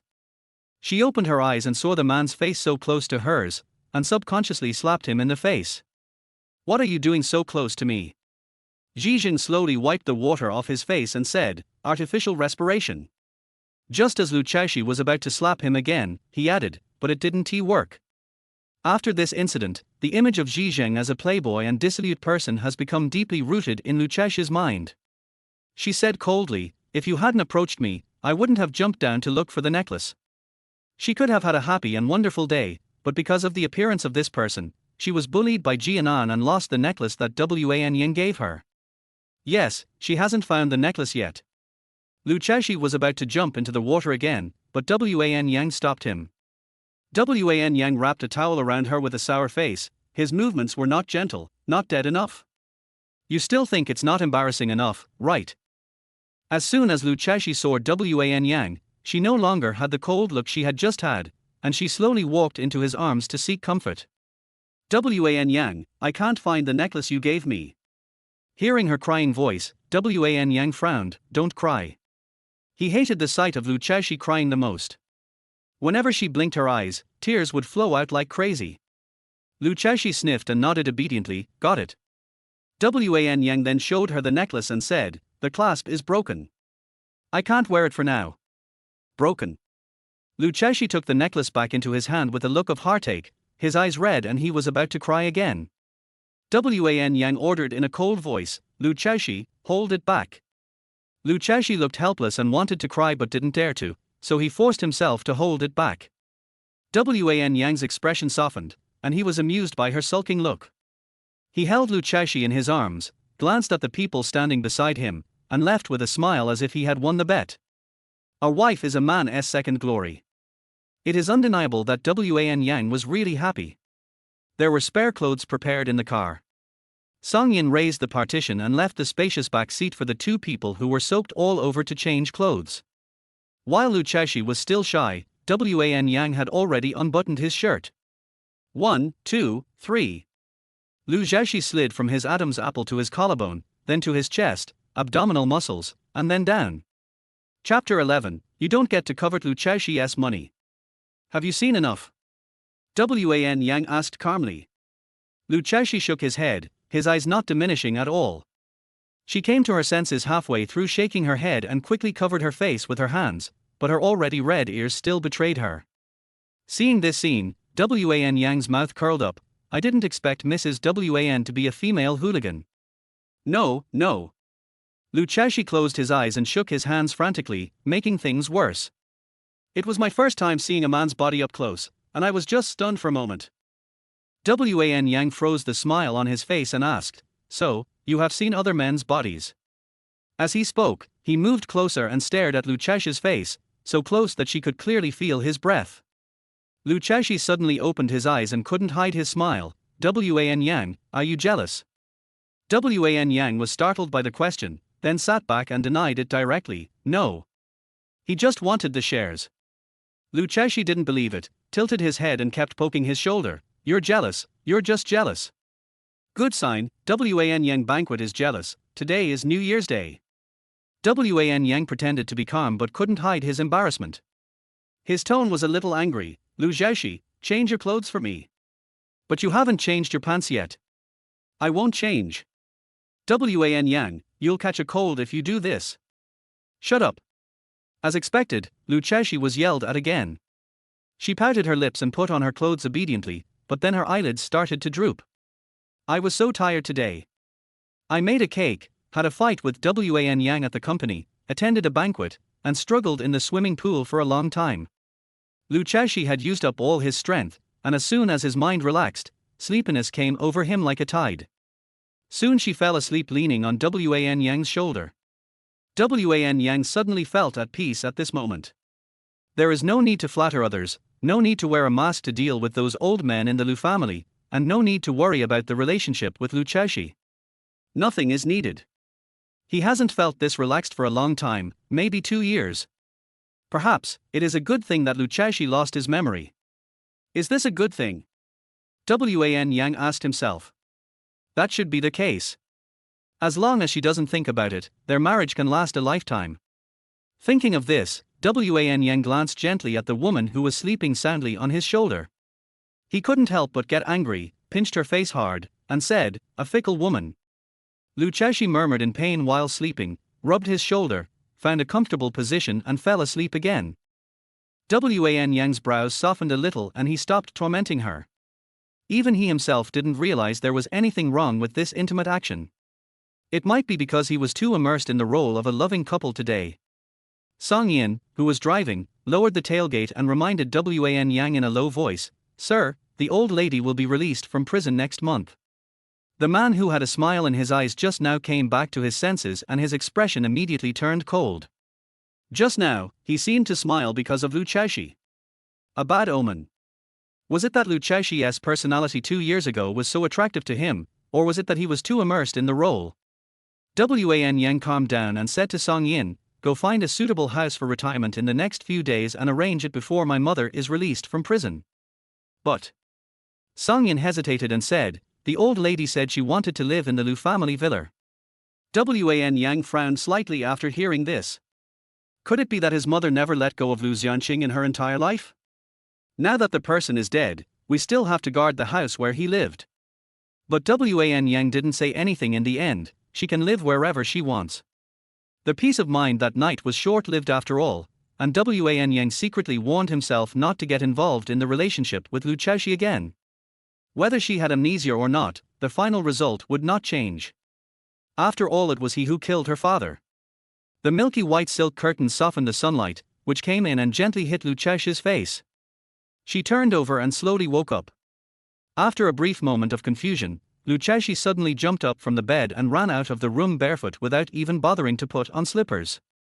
The maid who was cleaning outside called out respectfully, "Good morning, madam." "Where is Wan Yang?" Lu Chaoshi asked the servant anxiously. The servant replied, "The master has had breakfast and is going to the company." After hearing this, Lu Chaoshi ran to the dining room and saw another servant clearing the dishes on the table. It seems that he didn't leave for long. The older servant carefully placed the slippers at Lu Chaoshi's feet and asked, "Madam, would you like Chinese or Western breakfast?" Lu Chaoshi put on his shoes and ran to the cloakroom to change clothes, and told the servant loudly, "I don't want to eat anymore." She had to rush to the company as quickly as possible and find a way to become Wan Yang's assistant. We can't let Liang Zhijin and Wan Yang be alone in the company every day, otherwise it would be like sending Tang Seng into a spider hole. Others defend their radishes, but Lu Chaoshi defends his marriage. Because of Lu Xianqing's sudden death, Wan Yang hurriedly took over Lu's company. As a son-in-law, he easily became the acting chairman, which made several veterans who founded the company with Lu Xianqing very dissatisfied. During the period when Wan Yang took over Lu's company, those elders had already put a lot of obstacles in his way, causing Lu's stock price to plummet. Wan Yang has been trying to find a way to get rid of these thorns in his side. Liang Zhijin suggested, "Why don't you, Yang, invest in Lu's? First, it can stabilize the stock price, and second, it can help you establish your authority in the board of directors. Then it will be easy to get those people to step down."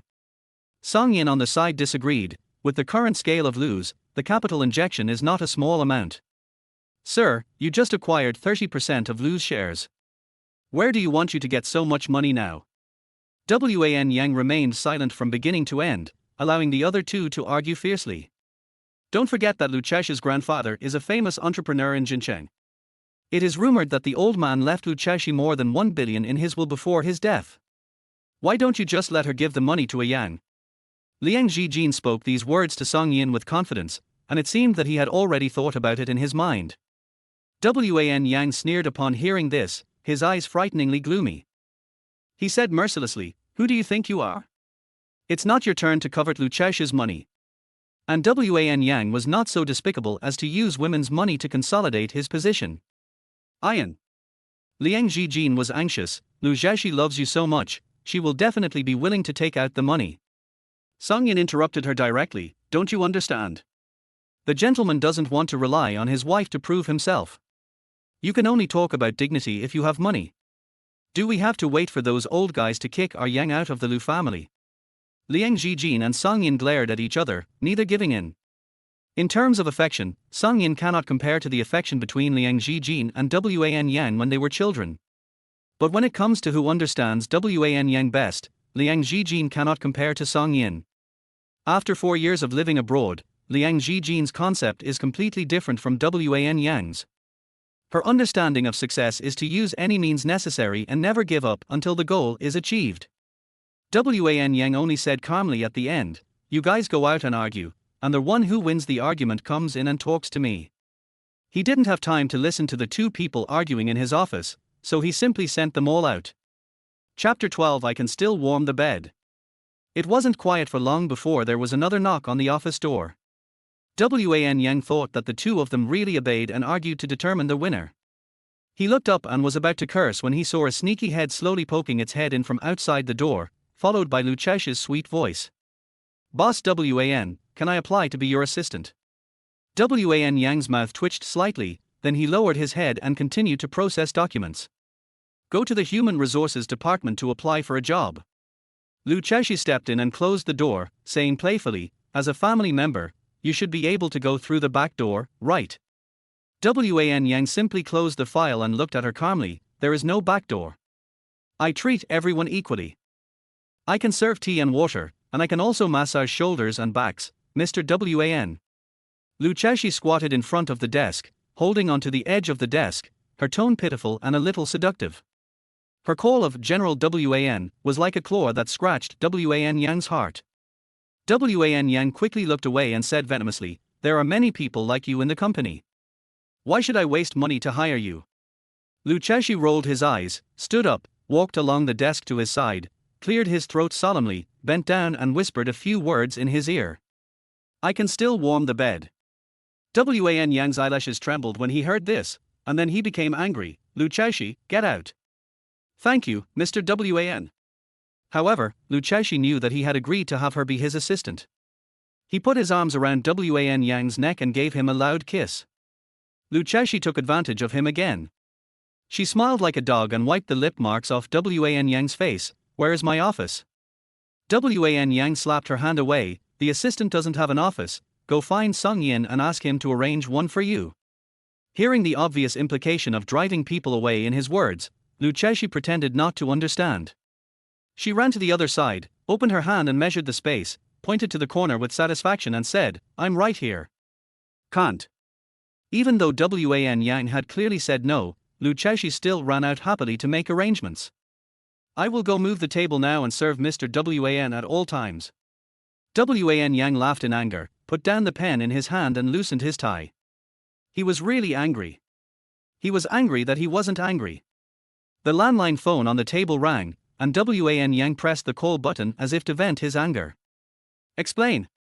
Sir, a secretary of Mr. Zhizheng wants to see you. As soon as Song Yin mentioned the name of the man who was interested in Lucheshi at the banquet last night, Wan Yang remembered him. He said coldly, let him in. As soon as Zhizheng's secretary came in, he put a contract on the table. Our Mr. Xi wants to cooperate with Lu's and invest in Lu's newly developed processor. Wan Yang looked relaxed and said calmly, Lu's company doesn't lack investment. The secretary pointed out, Lu's is not in need, but Mr. Wan is. Mr. Xi can help you inject capital into Lu's, on the condition that he spends a night with your wife. After hearing this, Wan Yang suddenly smiled, and even his breathing frequency did not change. I seem to be at a disadvantage in this deal. I'm afraid I can't cooperate with Mr. Xi anymore. The secretary was not discouraged. Mr. Wan can ask for any amount. Wan Yang leaned back in his chair calmly and said, I want whatever assets Mr. Xi has.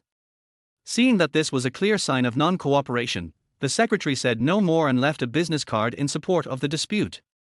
If Mr. Wan changes his mind, please feel free to contact us. Mr. Xi is waiting for your call 24 hours a day. Wan Yang didn't even look at him. The secretary took a few steps back, opened the office door and prepared to leave.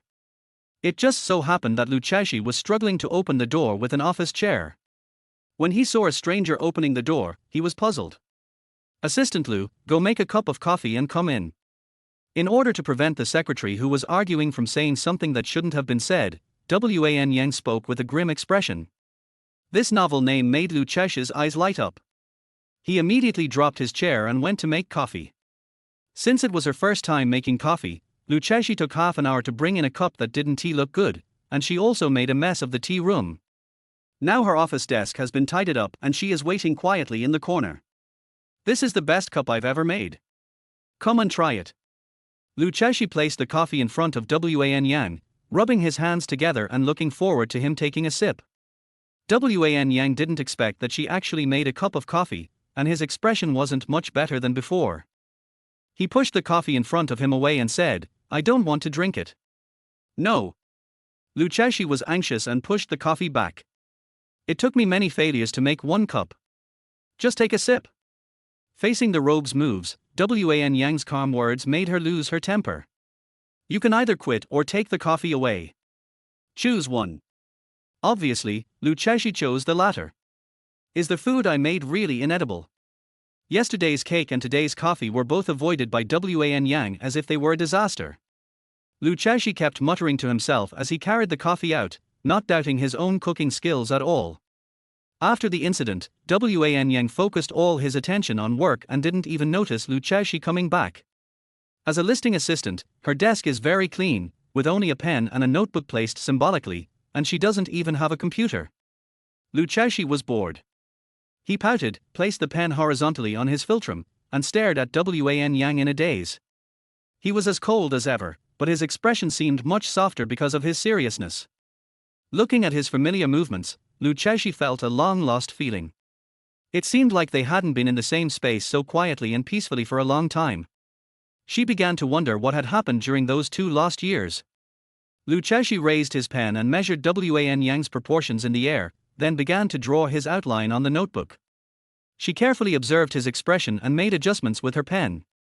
On a very ordinary afternoon, in a quiet office, Luchashi poured out his love on paper for everyone to see. When the neon lights outside came on, Wan Yang finished the last bit of work in his hands. He picked up his coat and left work as usual, and when he reached the door, he caught a glimpse of someone in the corner from the corner of his eye. Only then did I suddenly remember Luchashi. At this moment, Luchashi was sleeping soundly on the table, and the pen in her hand drew several black lines on her face.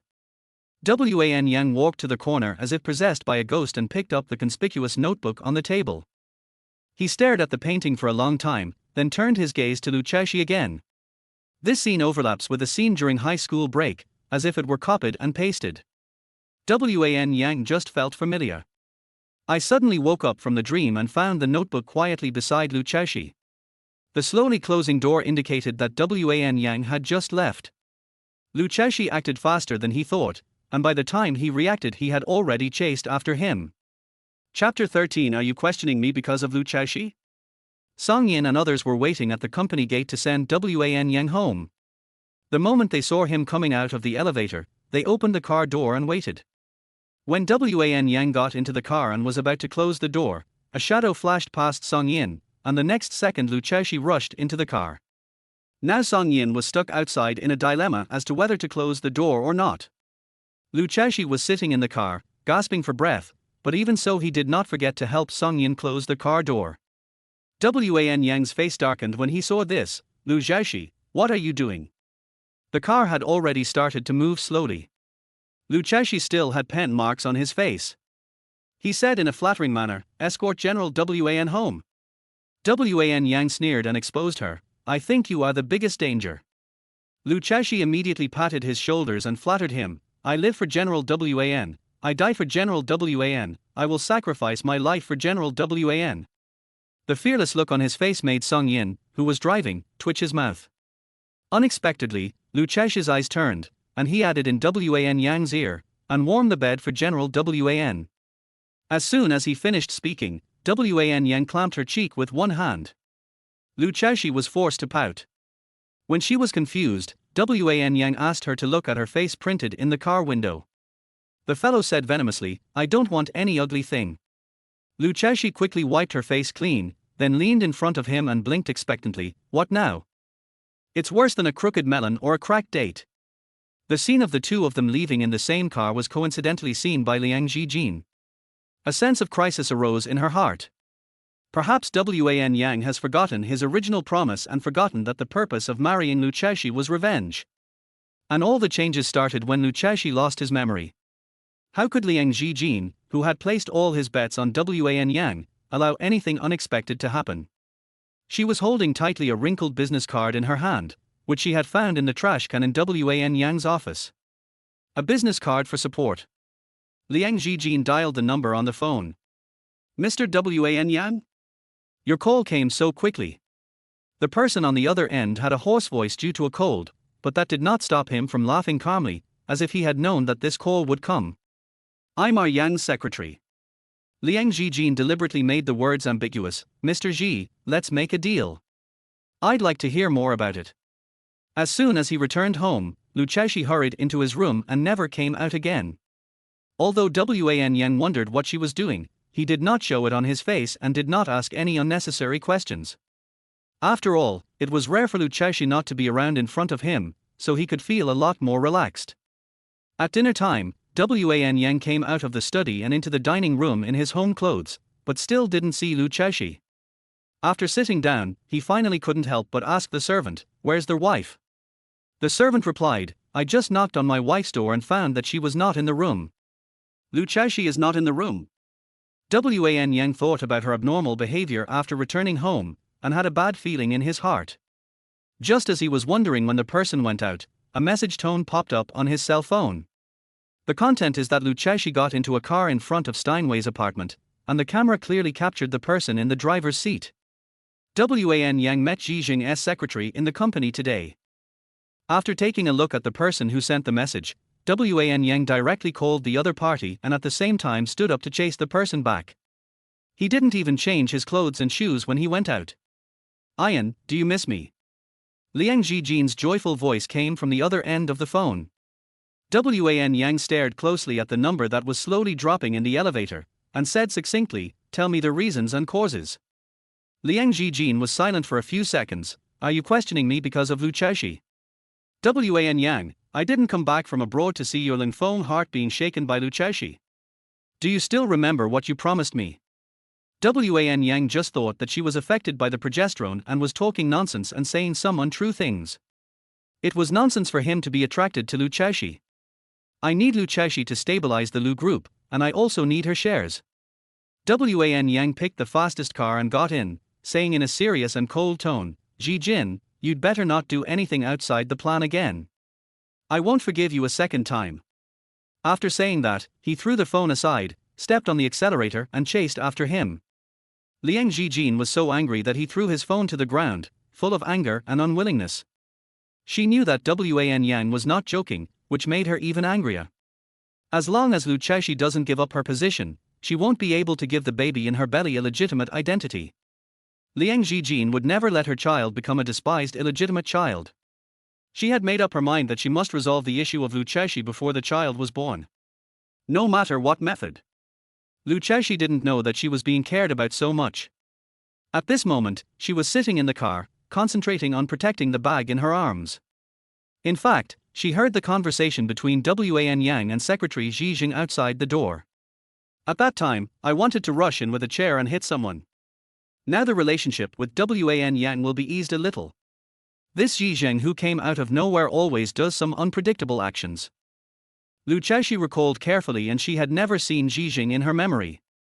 In her opinion, rather than saying that he targeted Wan Yang because he couldn't get the love he wanted, it would be more accurate to say that he involved her in order to deliberately humiliate Wan Yang.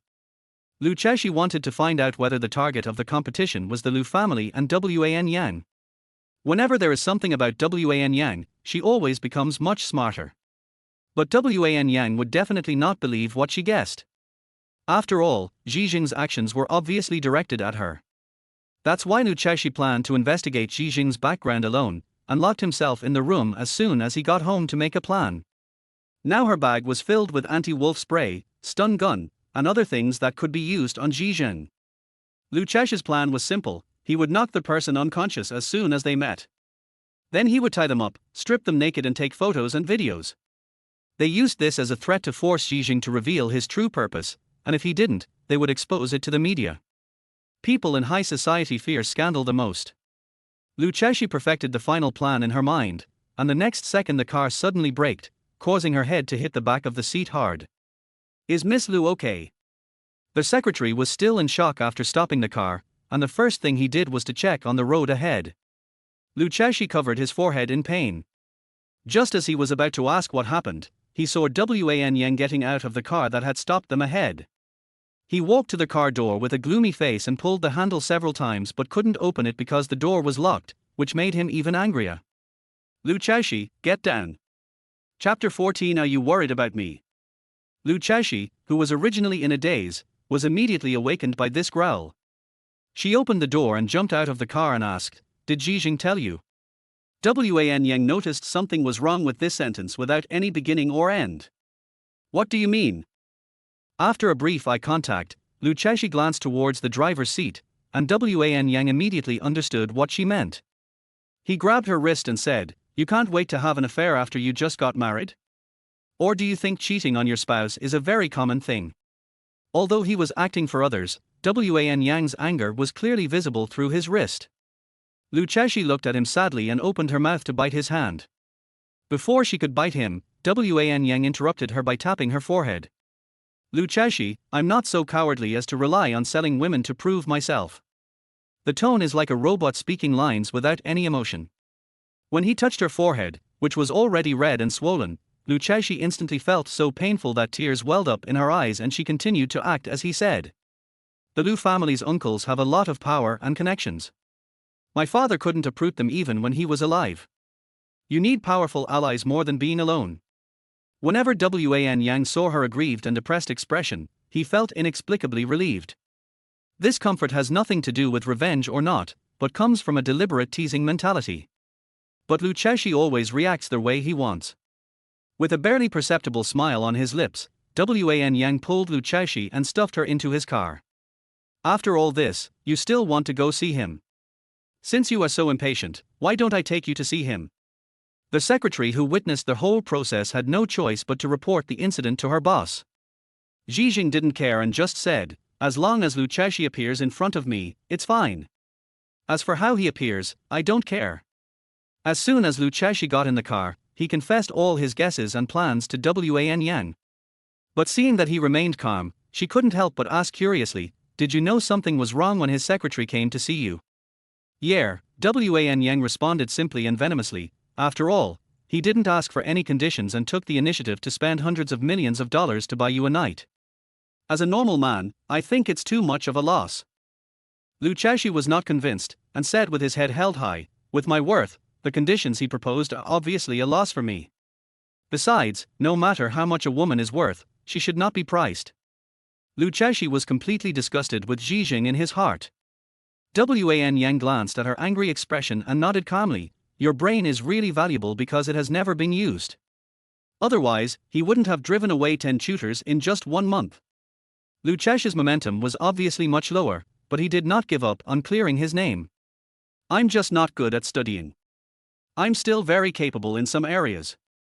She was really looking forward to Wan Yang asking what aspect it was about, but unfortunately the other party just didn't ask. After 9 years of pursuing her, Wan Yang's image of her has become fixed. A silly, stubborn young lady who doesn't know what makes her happy every day. Compared with other young ladies who have been brought up to be excellent in every way by their families, some of the aspects that Luchesi is proud of are indeed not as good as others, but she will not belittle herself because of this. It is rare for a person to have one merit to be proud of in his life. The family love that Luchesi has is enough to heal her and give her confidence. Suddenly, she resumed the topic that had been interrupted just now, and speculated on her own. "So it was Zhijing who led you to chase me? His purpose was to make you misunderstand me." Wan Yang tightened his grip on the steering wheel, concealing the original facts. "Perhaps." As night fell, the car finally stopped in front of a bay villa. Wan Yang put the Bluetooth headset on Luchesi and reminded him, "Don't hang up the phone no matter what." Luchesi's expression was very lively, and he asked him, "Are you worried about me?" First he drove out to chase her, and then he took the initiative to show concern for her. Isn't this because he was afraid that something might happen to her? What else could it be? Wan Yang curled his lips and expressed his true thoughts. "If you don't make it out alive, I can record the video and provide clues to the police." Unexpectedly, the truth was so cold and ruthless, and Luchesi was deflated all of a sudden. "Recordings cannot be used as evidence."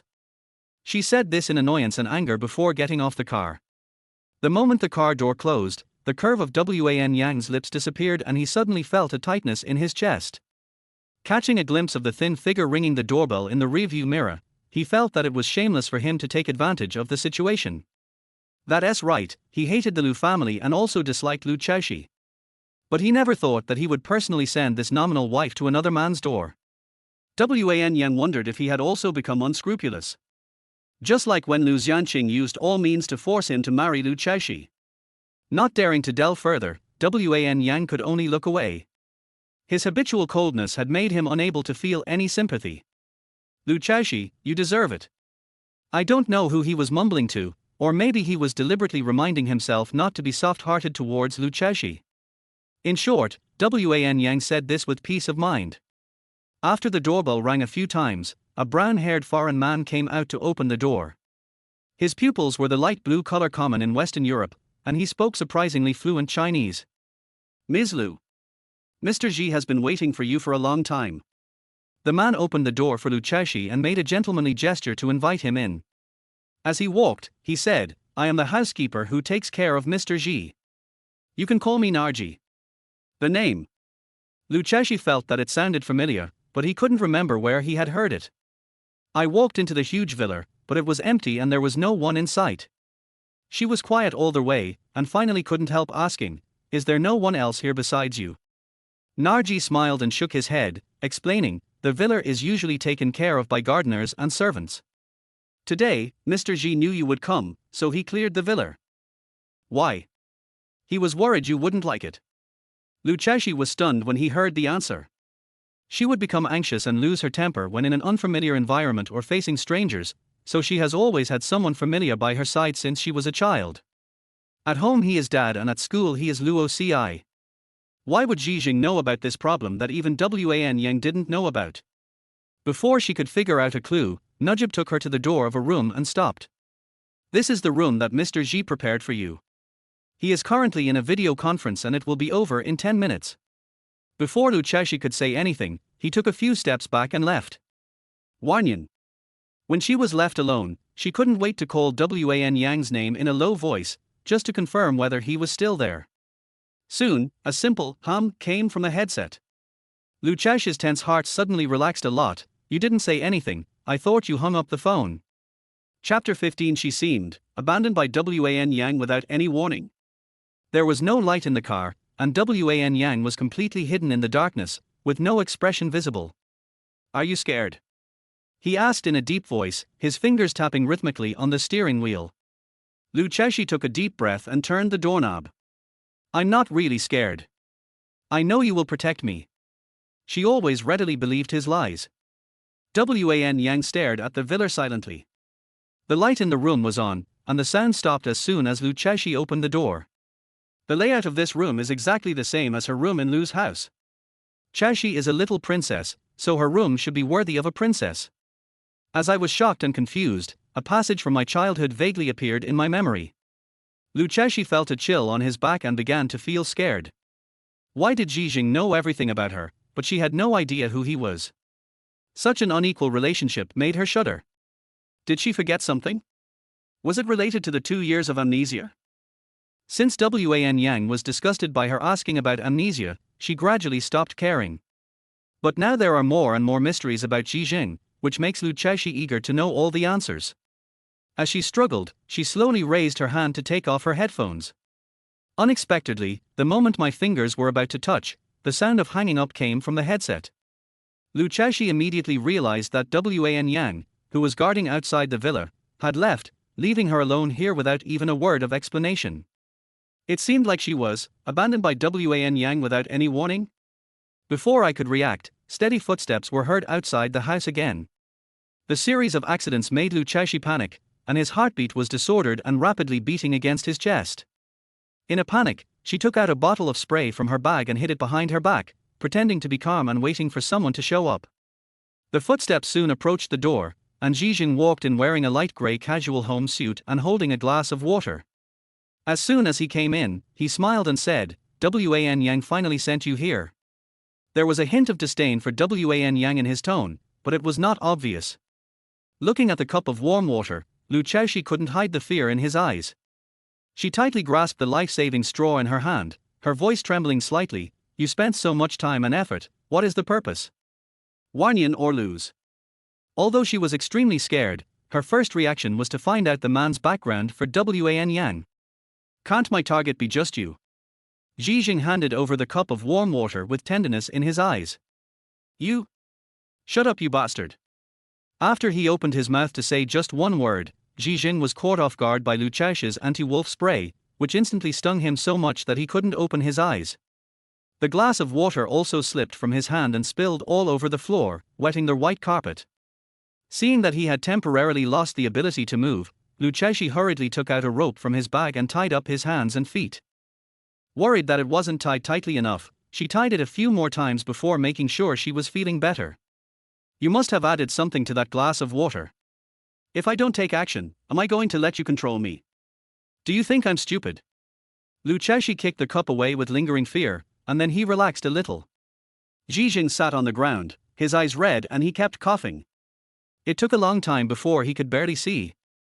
He did not get angry and embarrassed after being exposed, but instead his expression was full of helplessness. You are used to drinking a glass of warm water at night. This is the water I brought you. It's not some cheap stuff with some medicine powder added to it. At the end, perhaps because he felt aggrieved, his voice became louder.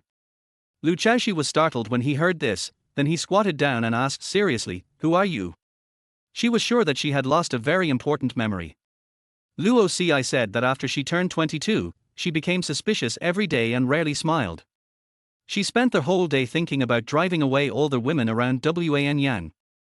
Half a year ago, he even lost control of his emotions and ran to the company and went crazy. The doctor diagnosed him with a mental illness and it took a long time of treatment before he got better. The Lu family kept this matter under wraps so that it was not spread out. Although Lu Chaoxi couldn't believe that his personality had changed so much, he didn't pay too much attention to it at the time. Now she had to care. Ji Jing looked at her with complicated eyes. On my way back to China, I got the news that you had lost your memory.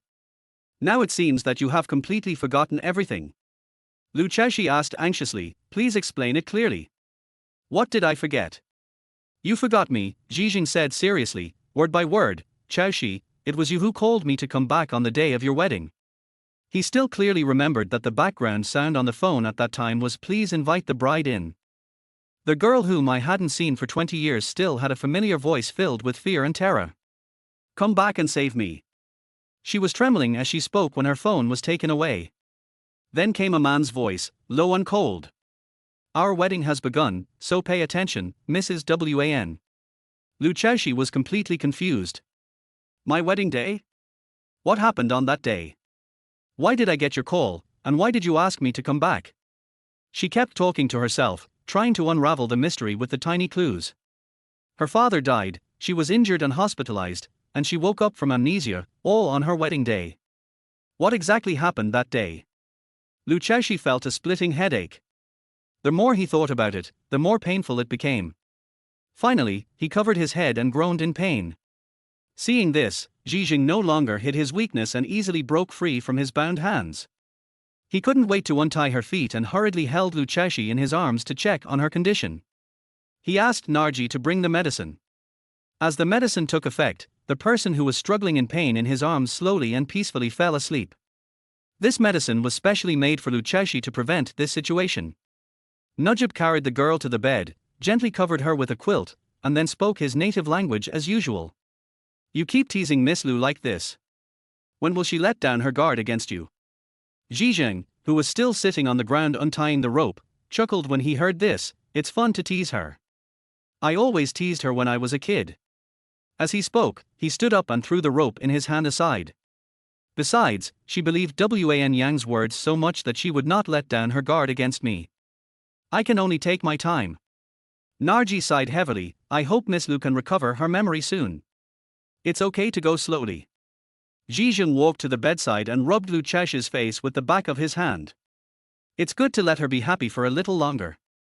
This is Grandpa's wish. When he spoke, his expression was not as gentle as usual, but more solemn. Liang Jijin in the hospital had a hard time saving the fetus. She should have been weak and bedridden, but she insisted on seeing Wan Yang. Song Yin was afraid that if something happened to her, she would not be able to explain to Wan Yang. He had no choice but to tell Wan Yang about the situation in the hospital. Chapter 16 I can give her to anyone, including you. Wan Yang was very fast, and Song Yin didn't have to wait too long outside the ward before he saw him rushing over. Song Yin immediately stepped forward and summarized it in the shortest possible words. Miss Liang had a threatened miscarriage, but the pregnancy was successfully preserved. When Wan Yang heard the words, pregnancy preservation successful, his steps suddenly stopped. He glanced at Song Yin coldly and was rarely angry with him. If she's fine, why did you tell me she was dying? Lu Chaoshi was still in Shuiwen Villa. His sudden departure without any warning must have scared her. Wan Yang didn't even take a single step forward, he just turned around and left. Song Yin hurriedly followed behind to explain, Miss Liang has been clamoring to see you. The doctor said that the fetus is very unstable. I dare not hide it from you without permission. Wan Yang did not stop, but asked in a cold voice, Song Yin, who is my nominal wife?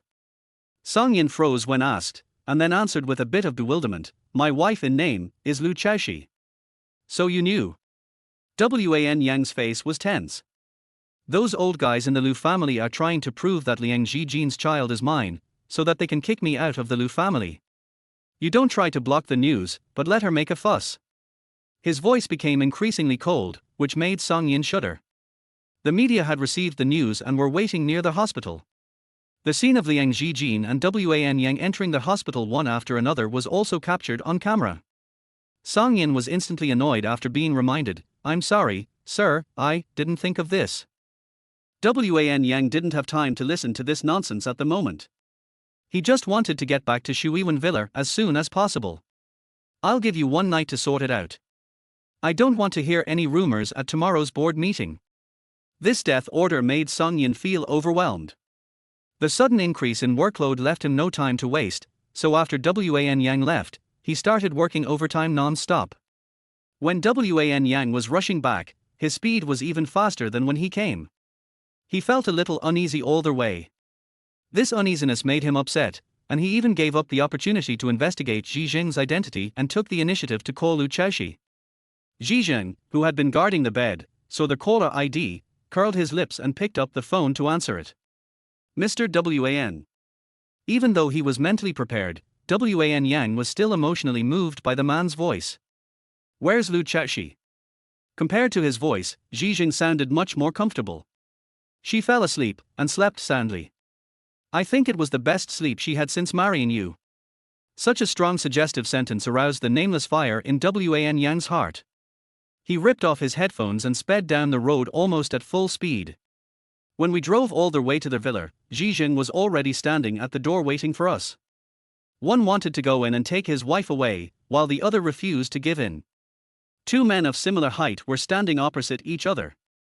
Wan Yang's posture is upright, and he is enough to make people feel overwhelmed without any extra words. He said expressionlessly, I'm here to pick up my wife. Zhijing did not give in, and smiled and declined, tomorrow, I will return her to you in person tomorrow. Also, this word is too insulting. Wan Yang's face was gloomy, I'm going to take her away now. He originally thought that he could remain calm even if he slept with someone else, even though he was his nominal wife.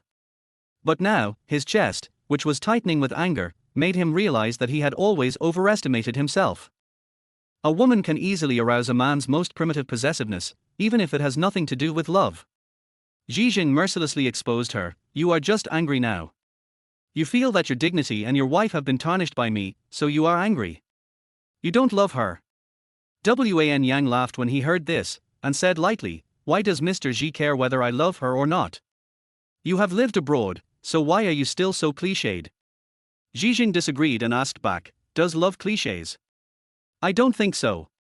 After a pause, he began to mock back even more fiercely, maybe Mr. Wan has never been loved by anyone and has never tasted the taste of love, so he is so hostile to love. Wan Yang's eyes looked murderous, and he was hit right on the mark. However, Zhijing still felt that it was not enough, so he simply refused to give any face and continued to tear down the wall that Wan Yang had built with his shattered self-esteem. When you personally brought her here, did you ever think that she was a woman whose strength was not as good as a man's? You thought about it, and you understood everything, but you still went with the flow and used a woman to investigate me. Unexpectedly, he miscalculated, and it was these words that reminded Wan Yang. Wan Yang took a step forward, a smile on his face full of provocation. Didn't Mr. Xi already say it? Because I don't love her, Luchashi is just a tool in my eyes. I can give her to anyone, including you. He has been looked down upon since he was a child, and has suffered from Lu Xianqing's insults until now. His mood cannot be changed by a few words from others. In addition to being tortured by a sentence Luchashi said in his childhood, it has become a nightmare. He was oblivious to all the other insults and ridicules. Zhizheng's eyes turned cold. You are insulting Luchashi, which shows that you not only don't love her but also hate her. Why don't you just divorce her? Wan Yang raised his eyebrows and said with a smile that seemed real or fake, even if I don't love her, I won't let her love another man. I can't bear to see her happy. Zhizheng caught the hatred in his eyes, and then said meaningfully, I hope Mr.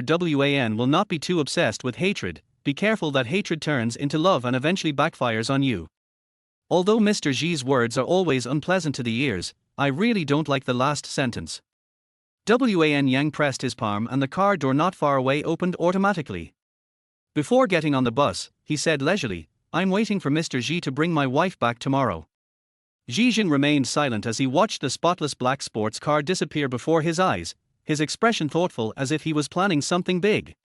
Wan Yang narrowly won this game of words, but judging by his expression after getting in the car, it seemed that he did not win. He hated that his emotions were fluctuating because of Luchashi, so he simply left her here to prove that he was still the same as before and didn't care about her. The streetlights late at night illuminated a boulevard, on which there were occasional cars passing, one of which was the car driven by Wan Yang. The cold wind ruffled his hair and chilled him from the inside out. He thought viciously that he should throw Luchashi into a mental hospital so that she would not hang around him. Then he could control his emotions and reason. Chapter 17. Do you want to see Wan Yang jealous? After a peaceful night's sleep, Luchashi suddenly opened his eyes and what he saw was the familiar ceiling. She was still wondering how she woke up in the Lu family villa, and then the memories of last night flashed through her mind quickly, and she suddenly remembered where she was. Walking barefoot on the thick and soft carpet, Luchashi slowly walked out of the room and wandered downstairs in a daze.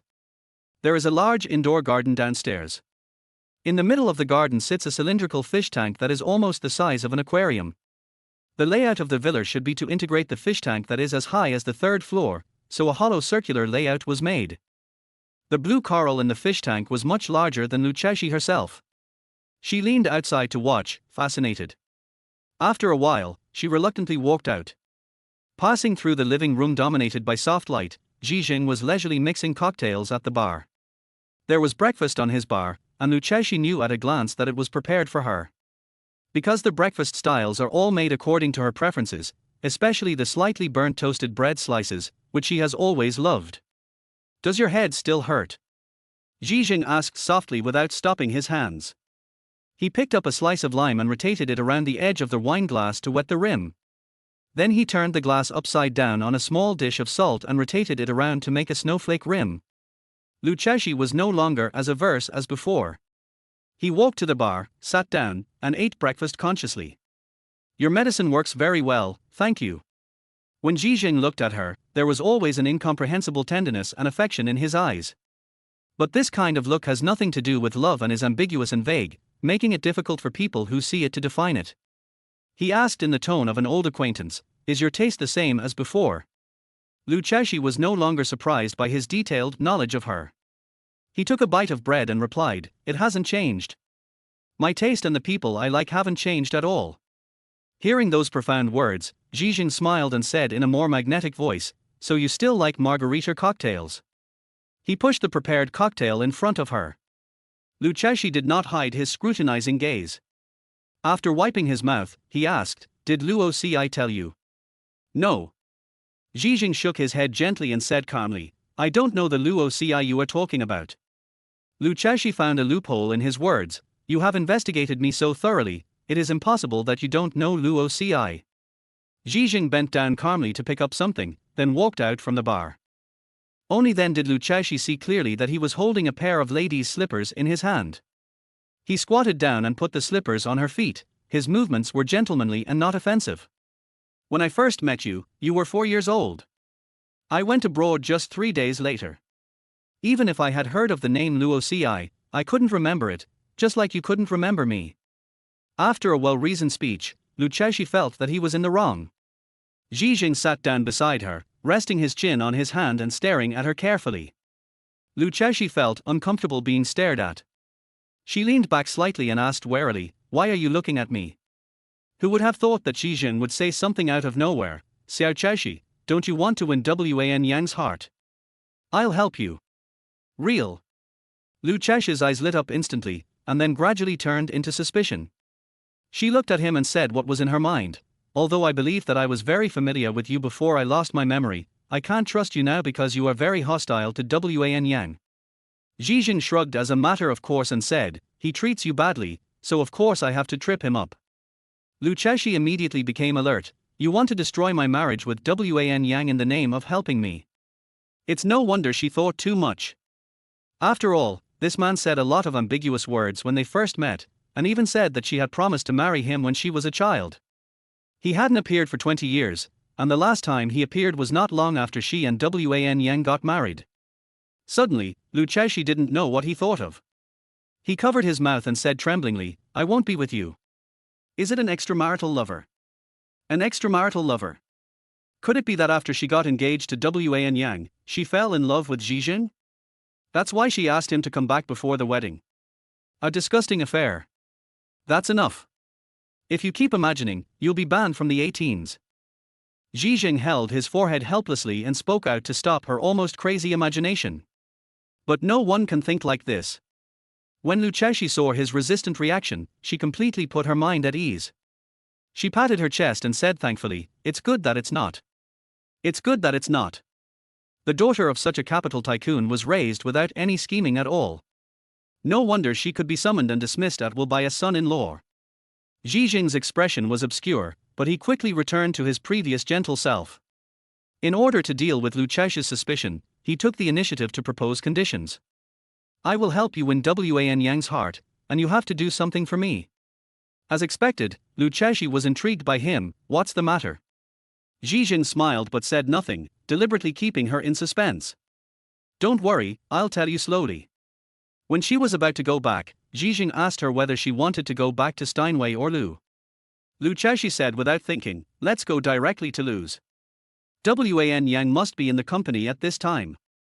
As soon as Wan Yang was mentioned, she got on the car impatiently, and kept urging Jijing, who was walking slowly behind her, to get on the car quickly.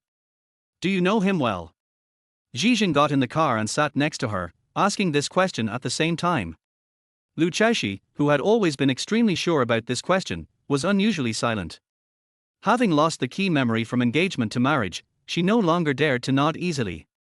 "Wan Yang, he has a lot of secrets. After I woke up in the hospital, I saw that he was much colder than before, and he obviously hated me. Although Wan Yang didn't like her in the past, he never hated her." Lu Chexi kept twisting his fingers, looking very uneasy. Immediately, a warm and strong hand covered her head, followed by a strong sense of security. Jijing asked her in a deep voice, "Do you think it's your fault?" Lu Chexi nodded slowly, because Luo Ci said that in the past 2 years she was like an irritable, jealous and resentful woman. She didn't know why her personality suddenly changed so drastically, but it was indeed she who was being unreasonable. Jijing rubbed her head and then withdrew his hand. He frowned and said slowly, "When I returned to China, I thought Wan Yang didn't love you, so I tried every way to help you get a divorce, but now it seems that only he can make you truly happy." Just as he was sighing at the sentimentality, a plan suddenly popped up in Jijing's mind. He changed the subject and asked Lu Chexi, "Do you want to see Wan Yang jealous?" Lu Chexi straightened his back and asked excitedly, "Do you have a solution?"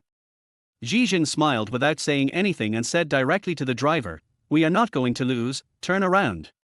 What Lu Chexi hated most about him was that he always liked to make others guess. Chapter 18. Their husband briefly fell in love with his wife 2 years ago. Lu's board meeting lasted from morning till afternoon, and Wan Yang seemed absent-minded throughout the whole meeting. Song Yin quietly reminded him to speak many times, but he only summarized it in a few words. Even before the meeting was over, he distractedly asked Song Yin in public, "Has their wife arrived at the company?" Song Yin glanced at the directors who were arguing fiercely in the meeting, then bent down and answered helplessly in a low voice. "Sir, from this morning till now, the directors have not been able to reach a conclusion and have been unwilling to leave the meeting. I have not left the meeting room, so I don't know whether my wife has come to the company. Wan Yang was not satisfied with his answer but did not say anything. He just had a gloomy face and cold eyes. The meaning of this expression was too obvious. Song Yin felt more stressed and immediately added, "I'll go out and contact my wife now." Wan Yang's expression finally improved a little, and he rarely reminded her, "Whether she is in the company or not, come in and tell me immediately." Song Yin was so surprised that he stood there in a daze. Wan Yang's attitude towards Lu Chaoshi has changed a lot compared to before, but he himself doesn't seem to realize it.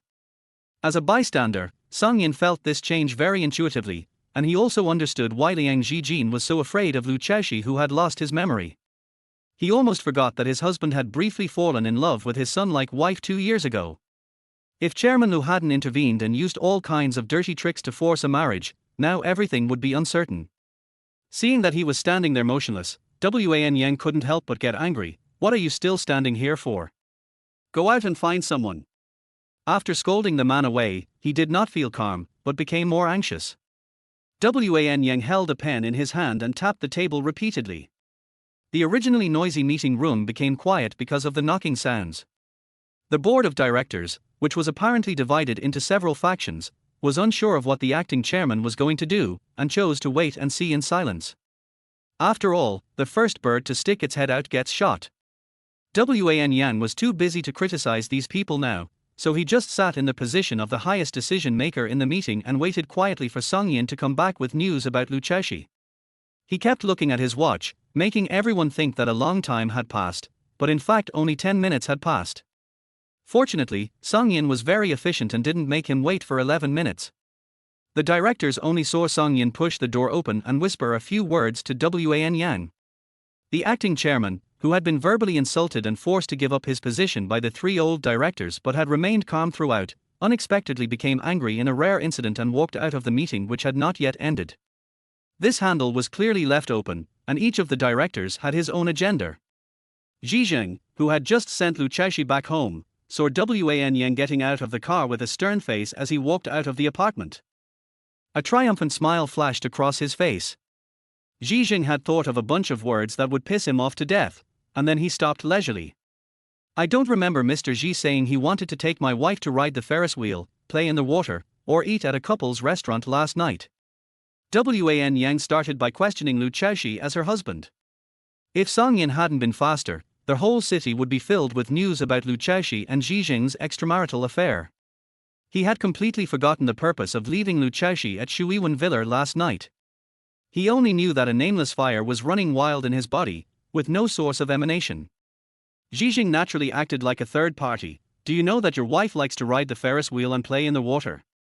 You can have a childhood sweetheart, so why can't she?" Shooting oneself in the foot, this saying can perfectly apply to Wan Yang. He knew very well that it was he who had pushed Lu Chaoshi forward step by step. Zhijing raised his hand and brushed Wan Yang's shoulder, saying, "Remember to walk lightly when you pass by her room, so as not to disturb her sleep." Wan Yang determined his principles at this moment. His things are his even if he doesn't like or want them, and others cannot pick them up even if he throws them away. "I played with fire and got burned this time. I admit it." Wan Yang changed the subject and warned, "If Mr. Xi gets close to my wife again in the future, I will exercise my rights as a husband." He walked across the dispute with a gloomy look in his eyes, and his steps were steady and touching. Wan Yang stood beside the bed, staring silently at the woman who was sleeping soundly on the bed, and couldn't help but get angry. She almost caused a scandal with another man, but she still felt so at ease sleeping with him. "I'm afraid the fear I showed on the phone last night was all fake. I don't know how much I want to meet Zhijing in my heart, right?" Wan Yang's breathing became heavier. Thinking of this, he could no longer hold back and reached out to pull Lu Chaoshi out of the bed and ask them what they had done in nearly a day and a night. But after a few moves, the hand dropped down in frustration. On the one hand, he didn't want to have too much possessiveness over Lu Chaoshi, and on the other hand, he didn't believe that a man who had improper thoughts about his wife would do nothing when they were alone. Subconsciously he had already judged her to be unfaithful, so there was no need to hear the definite answer. Wan Yang's suspicious and sensitive character is shaped by his environment. In other words, the only person he believes in is himself. The chaotic bad emotions in his heart reminded him of the alarm bells. After looking at Luchesi again, he turned around and left the room. Luchesi woke up feeling sore all over. As she slowly got out of bed, she did not forget to blame the culprit, Luoci, who insisted on dragging her to try all the exciting activities. The roller coaster and the bungee jumping machine had exhausted her. If Zhijing hadn't stepped forward to carry her bag throughout the whole process, she would have been dragged to the bungee jumping platform. Luoci was being forced to go on a blind date by her father when she received Luchesi's call. This timely call helped her escape from the misery of blind dates. Of course, Luchesi's words alone would not work. In the second half of the call, Zhijing took the phone away. I don't know what he said to Luoci's father. Anyway, a few minutes later her father's expression turned from gloomy to bright. His chubby round face smiled so hard that his eyes narrowed into slits, and he waved his big hand and let Luoci go. Luoci admired Zhijing so much that when they met, he slapped his right shoulder until it was bruised. Her way of thanking people was always so direct and rough. In addition, when Luoci heard that he was helping his best sister to teach her husband a lesson, he got more and more excited and his strength became stronger and stronger. Even a strong man who has been exercising all year round could hardly maintain his expression. No wonder Luchesi spoke to Luoci through him from the beginning, so this was what he was thinking. Chapter 19. Is there any chocolate at home? After having fun and shopping, when they were originally planning where to eat, Zhijing suddenly said that he had something to discuss with Luoci. Luchesi was curious about what they could talk about when it was just their first meeting, and why they had to send her away on purpose. Zhijing didn't give her the chance to be curious and sent her back directly. She originally wanted to wait for Wan Yang to come back, but she fell asleep as soon as she touched the pillow. The servant said that Wan Yang has been in the computer room since he came back and has not even come out for dinner. Luchesi knew at once that he was unhappy. Whenever Wan Yang is in a bad mood, he likes to release his emotions by playing games. The games he plays are all bloody, horror, or zombie-infested, and every frame makes people feel physically uncomfortable. When he was in college, his daily routine was completely monotonous, with classes, cafeteria, library and dormitory repeated endlessly.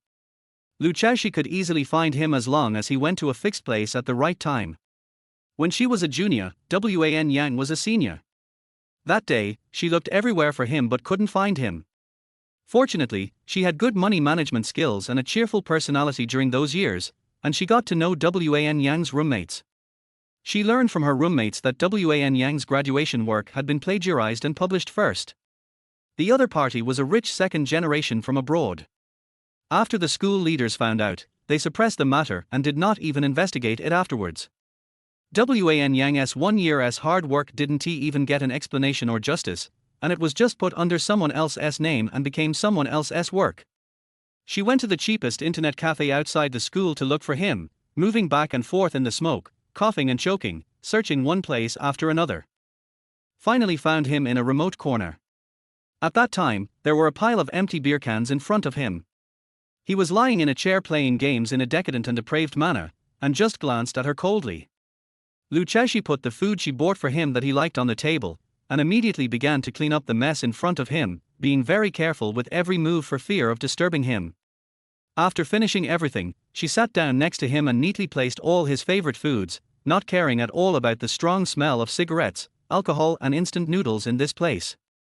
Wan Yang half drooped his eyes, staring at the screen where there was a crazy surge of loss, and shot himself in the head one after another.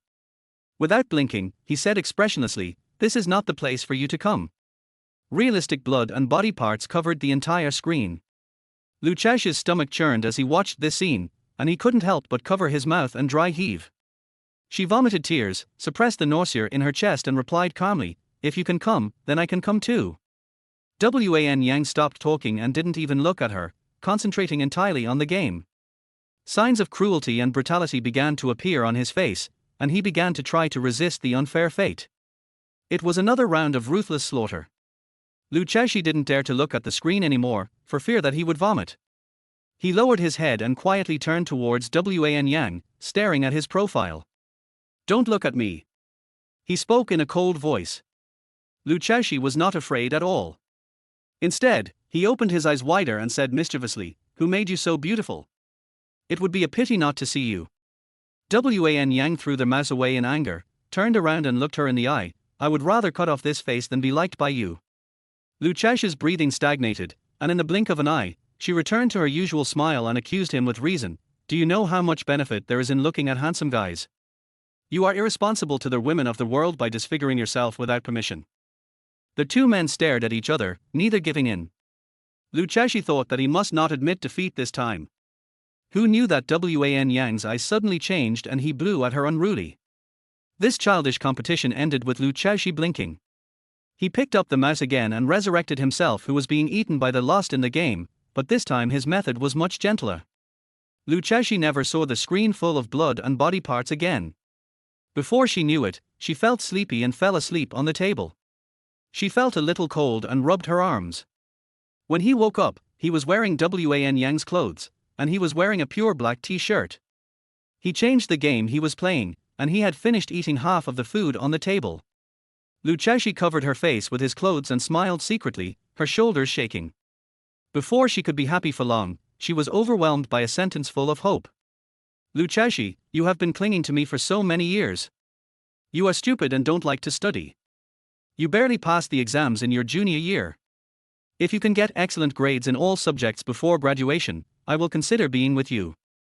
Seeing Lucia standing there and grinning foolishly for no reason, the servant called her a few times before she came back to life. The maid still asked worriedly, Madam, are you okay? Lucia shook his head at the servant, then ran into the kitchen and asked, Is there any chocolate at home? Would you like to eat now? How about dinner first? No. Lucia smiled shyly, I want to make chocolate milk tea. Although she is a disaster at cooking, she is the best at making chocolate milk tea. Because Wan Yang likes to drink. Lucia made the milk tea and distributed it to the servants one by one to taste, and without exception, all of them received very good reviews. This greatly eased her nervous heart. After all, she didn't know if she had done it again during the 2 years when she lost her memory. It would be terrible if she failed to perform up to her standard. I originally wanted to make it for Wan Yang the next day after I learned it, but I ended up waking up in a hospital. Lucia knocked on the closed door of the computer room 3 times while holding a cup of milk tea, but unsurprisingly received no response. She opened the door and walked in. The room was dark, with only the large computer screen flashing. Wan Yang sat on the computer chair with his back to the door, operating the controller and playing the game intensely. There was blood and flesh splattering on the screen, accompanied by shrill wails. Lucia was so frightened that he trembled all over and almost spilled his milk tea. She calmed down and walked to his side, placing the milk tea in his hand. Is this game fun? I see you seem to like playing it very much. Wan Yang handed her the controller with one hand, his face always facing the screen. Try it. The light and shadow from the screen made his face dim and bright, and it was impossible to see his expression clearly. Lucia resisted instinctively, but took a deep breath and took the handle. As soon as she got the controller, her hands began to tremble. She asked with a sad face, which button should I press now? As she was speaking, she accidentally pressed the start button, and a bunch of losers rushed over with their mouths wide open. Lucia was so scared that he screamed and dropped the controller. He buried his head in Wan Yang's shoulder and didn't dare to look up, mumbling nonsense all the time. Merciful and forgiving God, Taishan Lao Jun, please command abracadabra. Wan Yang frowned, picked up the controller at his feet and asked, What are you talking about? Lucia still buried her head in his shoulder and answered in a crying voice, I'm scared. Chapter 20 Lucia, be serious. When she looked up, her soft lips accidentally brushed his earlobe. At that moment, a tingling sensation flowed through Wan Yang's body, and his Adam's apple moved instinctively. 22-year-old Lucia was his mortal enemy and the beginning of his confusion. But I never thought that she, at the age of 22, would appear twice. In just a short time since she woke up, Wan Yang's heart slowly fell apart. This scared him. Perhaps he felt thirsty, so he picked up the milk tea and drank most of it, then easily hugged Lucia and sat him on his lap. I'll teach you. His voice was a little deep, and he asked her to hold the handle, covering her hands with his own. While operating, he also carefully explained, this is the direction, this is the perspective, this is. Perhaps it was Wan Yang's voice and strong embrace that gave Lucia a sense of security, and she gradually stopped being afraid. She looked from his eyebrows to his thin lips, carefully tracing the lines of his lips with her eyes, and gradually became fascinated. Lu Chaoshi, be serious. Noticing that her hand did not move, Wan Yang turned his head unhappily, but his lips softened unexpectedly. Lu Chaoshi gave him a light kiss on the corner of his mouth. The first time she touched his lips, it was breathtaking. She didn't even have time to feel what it felt like. I don't know whether it's hot or cold, dry or soft. Such a bold action made her nervous and afraid when she kissed him, and her eyelashes trembled as she dared not open her eyes. The room was so quiet that you could hear each other's breathing. After a long time, Lu Chaoshi opened one of his tightly closed eyes and looked up furtively at Wan Yang's expression. He wasn't angry, but he was definitely not happy either. This abrupt kiss did not cause him any ripples. If her hand had not been pinched by him and hurt, she would have thought that it was just her fantasy.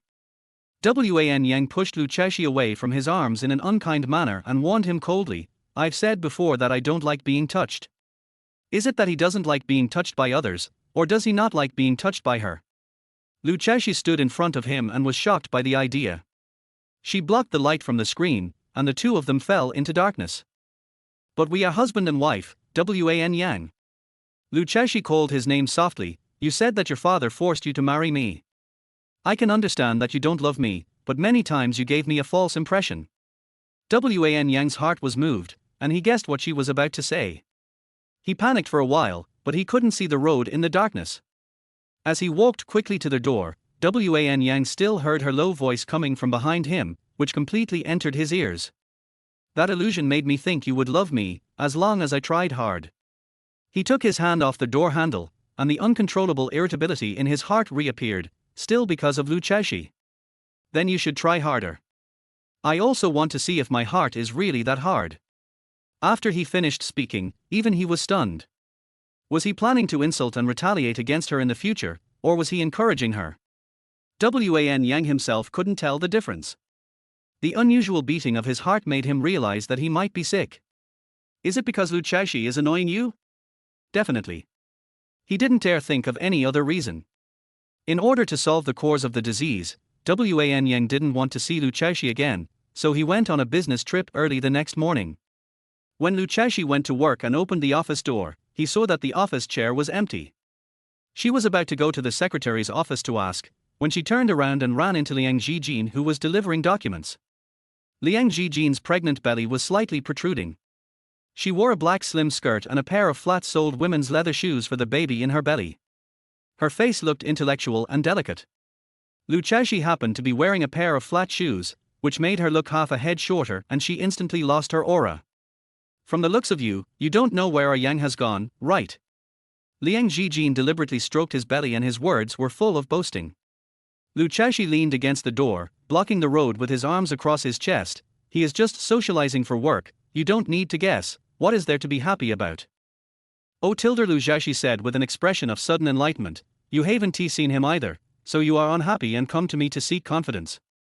Liang Zhijin was used to seeing Lu Chaoshi being well-behaved and docile in front of Wan Yang, and he didn't know that she was so eloquent, so he was stuck for a moment.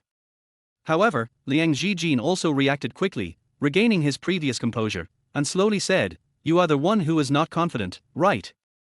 You stick to our Yang like a follower all day long, don't you know that he is annoying you? Lu Chaoshi would not be easily agitated because she knew that the person in front of her was an enemy with bad intentions. What the enemy loves to do most is to make up a lot of lies to make people angry. Who doesn't he make people angry? Lu Chaoshi followed suit, his expression savoring, but he was really soft-spoken last night. I guess he didn't want to wake me up too early, so he left alone. What did you say? Liang Zhijin was so shocked that he couldn't believe it. I and you. Without giving her a chance to continue, Lu Chaoshi held her back step by step with his chest puffed out and his head held high. Do you know whether his lips are hot or cold, or how big his waist is? Do you know how much touching his lips will touch the tip of his nose? Impossible. Liang Zhijin was forced to take 2 steps back, sneered and said confidently, how could a Yang touch you? Before you lost your memory, he was. When it came to the key point, Liang Zhijin immediately fell silent, and his panicked expression, which was about to let the cat out of the bag, was caught by Lu Chaoshi. Each of them mentioned what Wan Yang had done to her before she lost her memory. What is he? Liang Jijin glanced at her guiltily, secretly fearing that he had almost let the cat out of the bag. If Lu Chaoshi went to question Wan Yang, Liang Jijin was so frightened that her limbs went cold.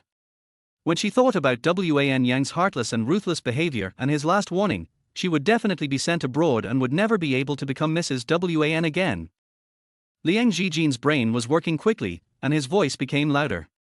You won't be able to stay in this position of Mrs. Wan for much longer. As soon as Aunt Wan is released from prison, she will force our Yang to divorce you. Lu Chaoshi was indeed diverted by this sentence. She still remembered the time when she sneaked out of the hospital. One's mother's expression was as if she wanted to skin her alive, for fear that she would be contaminated by Wan Yang. This mother-in-law hated her to the core, and even though Lu Chaoshi didn't know the reason, it didn't affect the malice that was in front of her. Why do you think he left you without saying a word that night at Waterbay Villa? It was because I was in the hospital and he was worried about me and the baby, so he abandoned you. Liang Jijin said proudly and loudly, between you and me, he will always choose me. The reason why she lost her temper was because of Wan Yang's recent changes. First of all, she had to ensure that she and her child would have a future status before she could consider whether her words would affect Wan Yang's control over the Lu family. Overall, she realized that she had acted too hastily. Chapter 21 He married you because he was forced.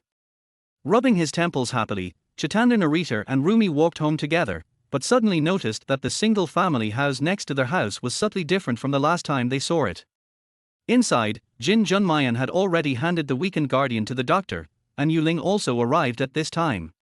Janice acted decisively, as he thought the Night Walker camp just wanted to take over the territory of the Batu people.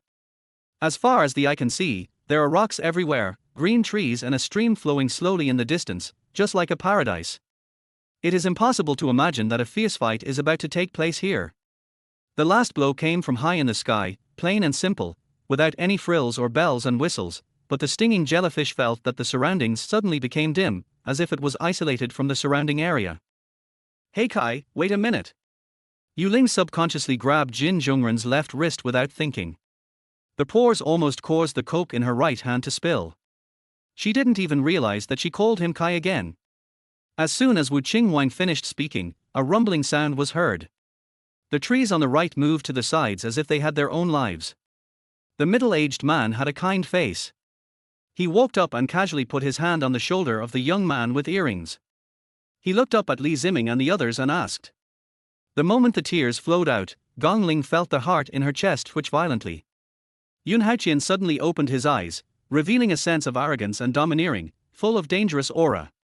A few days later, they finally arrived at the sea area where Poseidon Island was located, and they could roughly see the scenery of Poseidon Island from afar. Ju Tai's mind is somewhat conflicted now. On the one hand, he is unwilling to take advantage of the Suzaku army's firepower, but on the other hand, he is reluctant to give up the Suzaku army's firearms. Seeing Gong Sun Chi, Zhong Mingdan returned to his usual demeanor, without any panic. After all, he had been an official for so many years, and his acting skills had long been honed. Previously, Yuan Shao attacked Shangdang, and now Marting was defeated by Han Sui and the Qiang people, and Cao Cao was eyeing Chang'an covetously. Ling Hanshua seemed to have seen through my thoughts. She couldn't wait to explain something, but before she could say anything, she suddenly closed her red lips. The bustard has a really good figure. This tall girl is probably not inferior to senior sister Yang, but their waists are completely different in hardness. Senior sister is like steel, while the bustard is like dough. Senior sister is like steel and walks with a strong wind, with a chivalrous aura. The bustard walks slowly and charmingly, with a touch of demonic aura, like a big goblin walking in the world. No wonder you have already joined Baiyu Temple. Seeing the cloud banner, Suku's expression turned cold and he spoke lightly. Ling Qingyu was really angry and amused. Yang Lishuan was already on the verge of death, so Ling Qingyu was the only one who could come. Yes. Pei Wenluan picked up a metal box from the bedside table, inside which lay a bullet with blood on it. He appeared to be a burnt corpse, without any vitality or attacking ability. However, being able to survive in this state already indicated the final outcome of this challenge. What the Huashan sect didn't know was that while they were looking for Duan Shuiquan everywhere, Duan Shuiquan had already quietly arrived at the Chishua gate. After everyone left, Mrs. Shen's expression slowly changed from pain to anger, and finally turned into a deep hatred towards Xiang Yixiao. She still won. Not only was her son taken away, but now even her husband, her father, was taken away. Xiao Morshuan and Ginger thought the same thing, that Mu Siling's appearance at the dock was definitely not just for a walk. If her identity was exposed here, someone would definitely post it online. But she was not afraid. What was important was Mu Jingshu. Mu Jingshu is a colonel in the military. Hong Hu and others could also hold Sineki positions in the military, but they did not do so. Instead, they directly retired from the army and became ordinary people. But old man Fang did not move. Although his angry aura continued to spread out, it was only to distract the view. Although Ouyang Yuyo was always slow to react, he suddenly changed the subject and mentioned Duan Feng again. The tone of his voice was obviously not like before, when he just knew the name. But Xiang Yixia was surprised that Mao Tingting and Xiang Quan were willing to give it up. The money was indeed paid by herself, but in the past, after the 8,000 yuan was deposited into the account every month, the old lady actually only received 3,000 yuan, and the remaining 5,000 yuan was taken away by the couple with various excuses. I said, "Don't call me rat." The hamster came over and glared at him gloomily. As soon as Kotor fell, the pressure on Hong Hao and Luo Li suddenly increased. It was obvious that they were completely defeated and had to hide from Zi Jin. However, this situation only lasted for 2 minutes. Hong Hao and Luo Li were also hit by Zi Jin and fell to the ground in pain. "Where are you running to, you beast?" Yi Yunfei and Liu Qinxiong shouted at the same time, and then, a golden light flashed from Yi Yunfei's body, and a golden light flew out, while a red light flashed from Liu Qinxiong's body, and a huge slap was slapped towards the wolf demon. Chapter 22. Are you willing to do anything for Wan Yang? Li Xuanju's eyes flickered, and he blasted out a 5 Emperor's fist. Suddenly, the shadows of the 5 Emperors stepped out of the world, and the mighty imperial power impacted the sky. For years later, when she mentioned that what happened back then was all done by Qin Sixue, this man probably still wouldn't believe it and would think she was slandering her, right? Then, the 2 celestial beads rotated relative to each other, and spiritual power burst out. Tunchen watched for a long time, but did not find anything unusual, so he withdrew. The place was filled with terrified screams. The mysterious fairy was no longer as calm and composed as before. She screamed continuously and her body shook violently, looking quite funny. Unexpectedly, the next second, Yao Guang asked curiously, and Yazhao fell silent again. Guangshu was quite satisfied with Shinchun's behavior of giving face, so he was also very generous and gave everyone from the sword sect a chance to be baptized by the dragon energy. But before he could finish being happy, a figure covered in blood landed in front of the palace and rushed in regardless of everything. After walking for a minute, the 3 of them finally arrived at the private room booked by Shugang under the guidance of the waiter. Beside him, Yi Juansai in white also attracted a lot of attention. After all, being able to rank 3rd was enough to show his strength.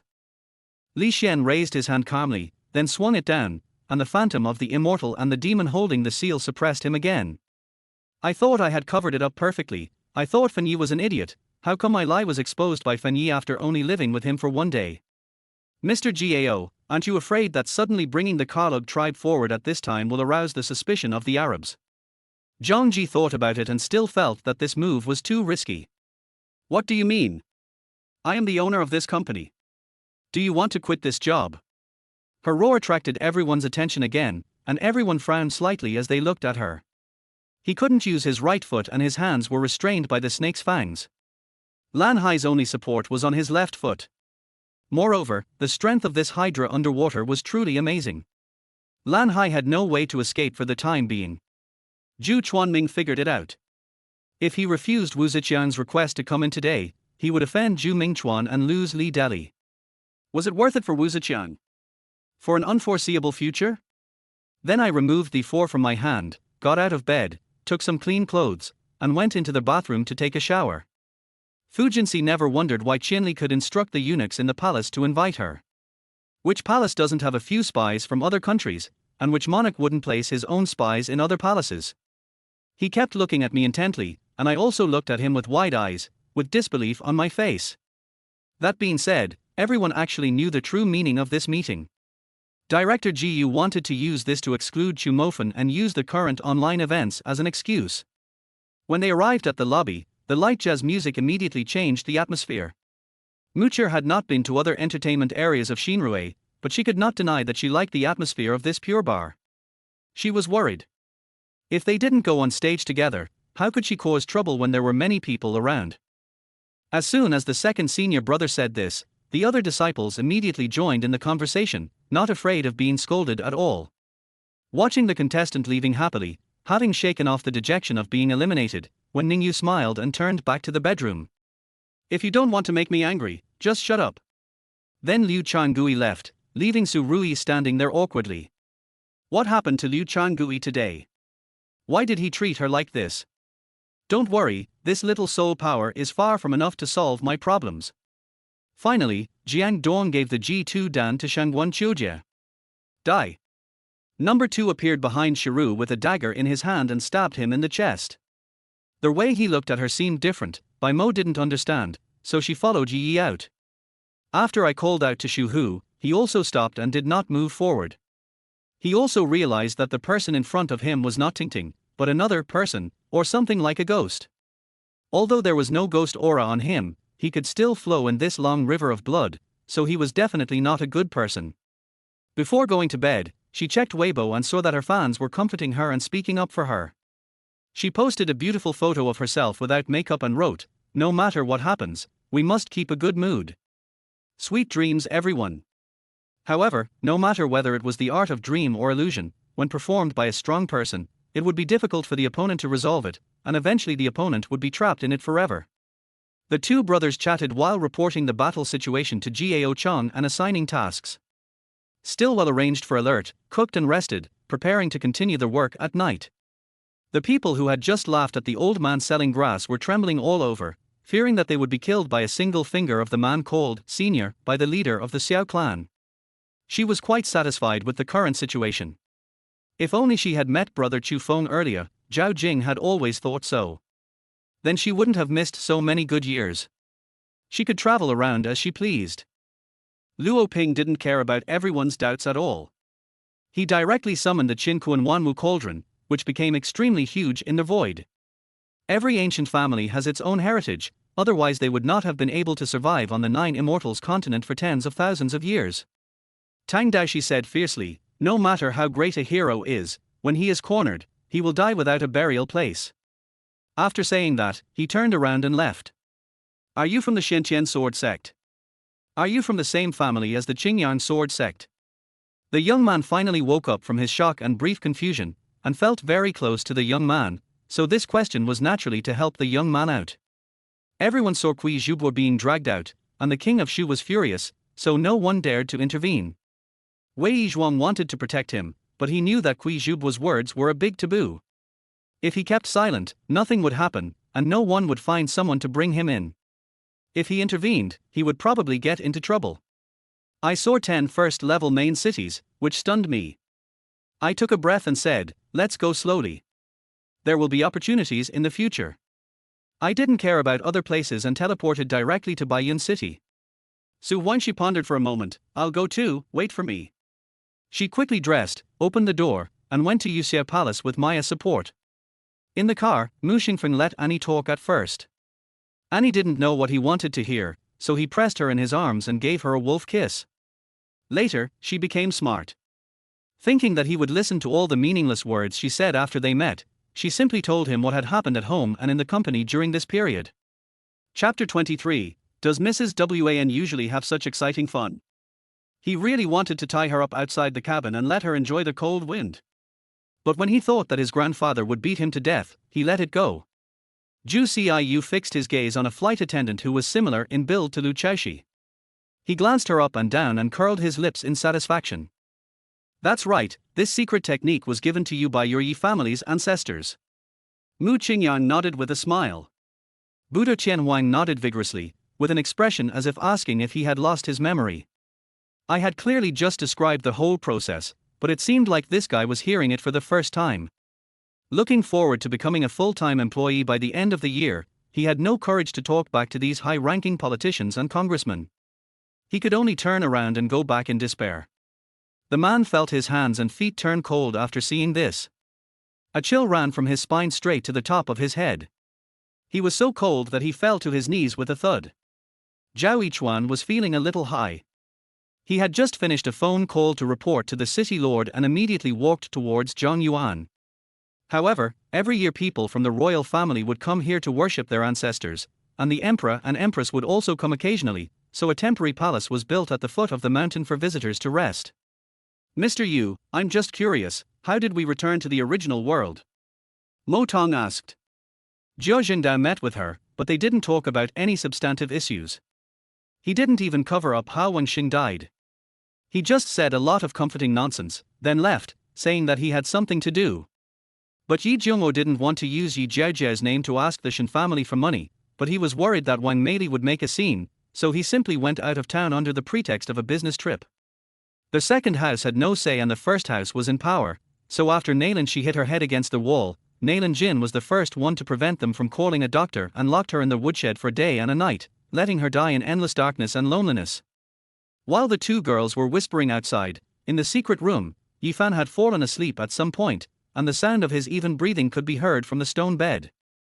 The chaos figure saw the worries of the Taoist master of destiny, the great witch's gate, and the immortal god, and spoke again, which was tantamount to a warning to the three of them. At this time, Ronglin walked over after instructing people to pack up their things. He whispered a few words into Liu Wei's ear. At this moment, Long Hao tried his best to suppress his aura and wait for an opportunity, but he was also a little uneasy in his heart. Lan Hai's cultivation level was probably at the third level of Gi realm. They did not expect to stand out from the selection because they all knew that it would be difficult for them to win the championship title. Although Deng Yueru had never fought against the army of this era, she had seen some soldiers from the government and runners from the Yarman. She felt that her own soldiers were much stronger than these soldiers from the government and runners. Of course it's true.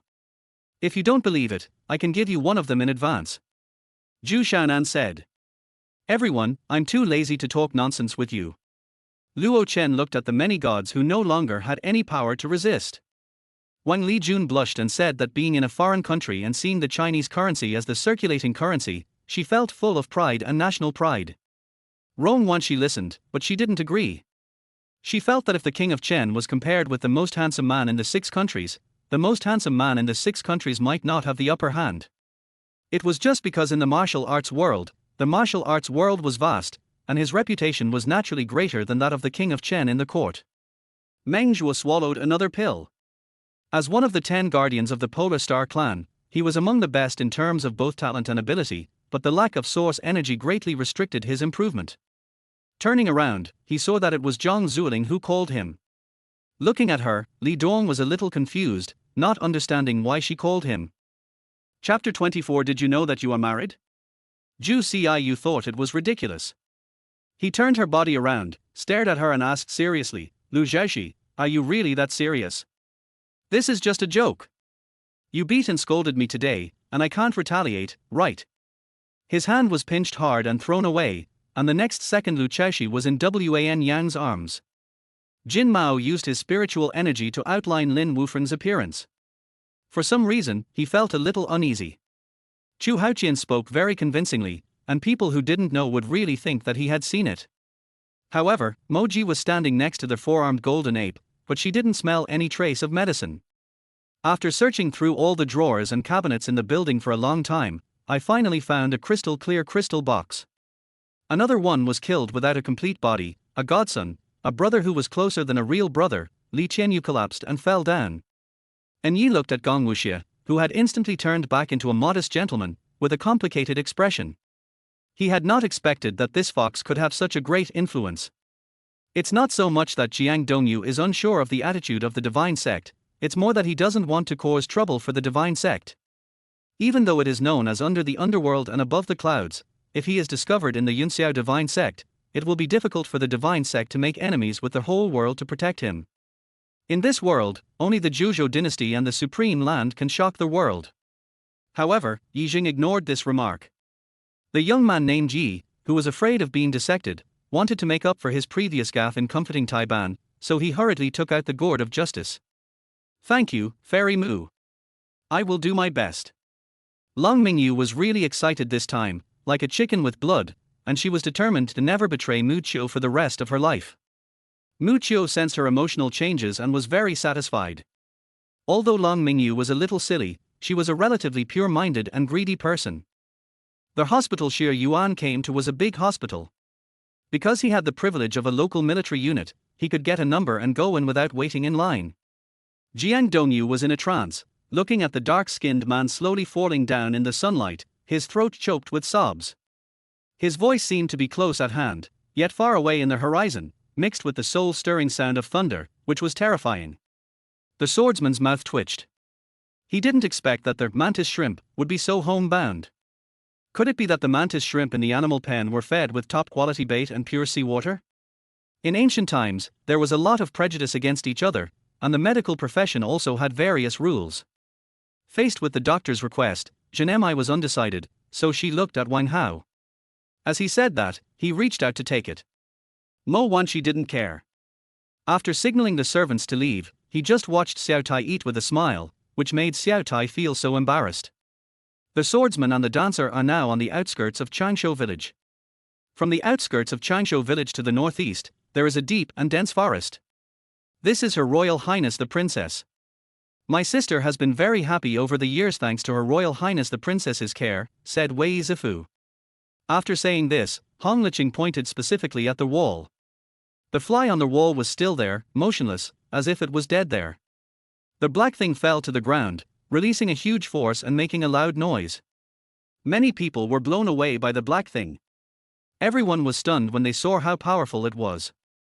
Although the 9 men only got Mauser combat pistols, which were not as accurate as rifles, Storfenbin and his team had a trump card. Every bullet was coated with toxin. Next, He Jing cleaned up all the monks' belongings, even the Taoist robes on them and the seemingly ordinary clothes on Lu Xingtang, as those were not ordinary items. Chapter 25. Don't the couple look like a couple if they are close to each other? With so many holiday villas in Haicheng, where should she find Wanyan? Lu Chaoxi looked depressed. Even if she knew Wan Yang's address, at the rate she walked half a meter a minute, she wouldn't be able to knock on his door until the next year. The rain was getting heavier, and the road became more and more difficult to walk on. She tried to stop a car for a long time, but no one stopped and the taxis that passed by were all occupied. The two quarreled for a while, and then both were scolded by the Dugranny. Li Ning and Ren Qinfei acted as the drivers, while the Dugranny and the stinky girl sat in the carriage. The two paid the silver to the inn and drove towards Yancheng. Yi Yifeng only felt that the emotions deep in his heart that had been suppressed for a long time were spreading wildly, and in an instant his heart was tightly entangled with layers of emotions. His bodyguards showed no mercy. They hit the monkey's belly and face with their iron fists and big feet. After beating for nearly 3 minutes, the monkey lay on the ground like a dead dog, with wounds all over his body. Ji Yi was slightly better and could still move. Compared to the year she spent in China, Ekaterina had a pretty good year. Her work was almost stress-free, and she didn't have to engage in intrigue. Ju Chu was also pretty nice to her. Li Ning finally realized what the big deal was that Ji Yu Hanbai was talking about. You know, if Xiaoyazi, who had been calm for 1,000 years, got angry, it would not only be the enemy who would be struck by thunder, but perhaps the people on his side would also suffer the aftermath.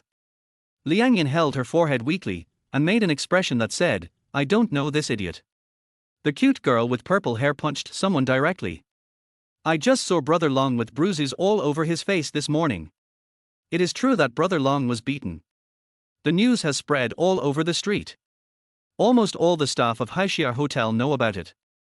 Anyone who dares to touch Brother Dorwang will not have a good end. He now understood why it was important for a cultivator to keep his virginity. If a cultivator lost his virginity during the cultivation, his yin and yang would be greatly damaged, and his cultivation would decline if he was not careful. Only after he had formed the elixir, he could be fearless. The conversation between the two of them was so intense and close that even Sufaja was a little dumbfounded. It would be a waste if you don't eat the free meal, so Yang Leffen agreed casually and found out Da Wang Ji's intention. Even Hunyuan Qianzuan sat up straight. The number of curved fruits had been reported to him by the god who picked the fruit, but how could this number be so much less? The divine fruit of the divine world would not fall into the soil for no reason if it was not picked. After listening to this, Mu Jiaojia pretended to show an envious look. Mu Wanxin saw Mu Jiaojia's envious expression, snorted coldly and turned away. Song Yunlan originally thought she was so lucky to be able to marry Zhang Zhangguo. However, when she first met Liu Yinmian, she realized that there were many people in the world who were luckier and happier than her. Shui Furong demonstrated how to fill a bottle, then handed the long-handled spoon to Xiao Li, while she herself carefully wrapped the hemp rope around the seal. Prince Minute put a bucket of milk in the kitchen and came out quietly. When he saw this scene, he felt extremely warm in his heart. "It's okay, Dabao has just been fed," Gong Lily said while holding Dabao's chubby face. A cynical and nonchalant voice came in, and soon after, a blue figure came in. Jiyu Jingshan grabbed her hand, raised it to hold her back, and pressed against her forcefully. Jiyu Qianqian was simply unable to move. Looking at the face of the man leaning over, Jiyu Qianqian turned her face away. "What do you feel?" Hugo and the others couldn't see Dui and thought Maureen was talking to them. At that time, Hanya was hiding in a big tree, looking at the mercenaries passing by below, and then looked back at the floating transport vehicle that was following the mercenaries not far away. Chapter 26. If you don't believe me, try the product. Although ebony is extremely heavy, Lu Xian's piece of ebony is not big, so one person can lift it. "My dear friends, I like this master very much." Li Jian, who possessed a huge cat king, gently supported his chest, squinted his eyes and smiled softly. Carol and other centurions could clearly feel a strong force from the flag. It was the collection of the 1,000-man formation behind them, gathering their fighting spirit. HMPH. Aguilai's face turned purple and he turned and left. If he had the chance, he swore that he would tear this damn Han Chinese into pieces. Ning Jing gritted her teeth and passed through the 3 ship girls who came to intercept her at a speed that was superior to her own, and headed towards the location of the Phoenix aircraft carrier without looking back. The originally golden body of the Snake King also had huge wounds. Fortunately, Xu Haibao used the nectar technique from time to time to speed up the Snake King's recovery. In addition, he fed him elixirs from time to time, making the Snake King more and more courageous. Therefore, Lu Daqing never dared to neglect Meng Dao. In his mind, it was natural for Meng Dao to sweep the Rongyang scrap industry in such a short time. This further proved his speculation about Meng Dao, and he must have an unknown background. Qin Jiai's eyes were once again filled with tears, like pearls that had broken off the string, rolling down in large drops. Qin Jiai was stunned. She didn't even think about what these 4 words meant. She just raised her head. She didn't even have time to take a look at what the man looked like. The man let go of her arm, walked around her, and left quickly. So Lu Xian got up at 6 o'clock for the first time in his life, but he didn't expect that someone got up earlier than him. No matter how excellent a game is, it is just a tool for the group company to make money. Currently, Protoss has more than 2 billion in liquid funds and is not short of funds.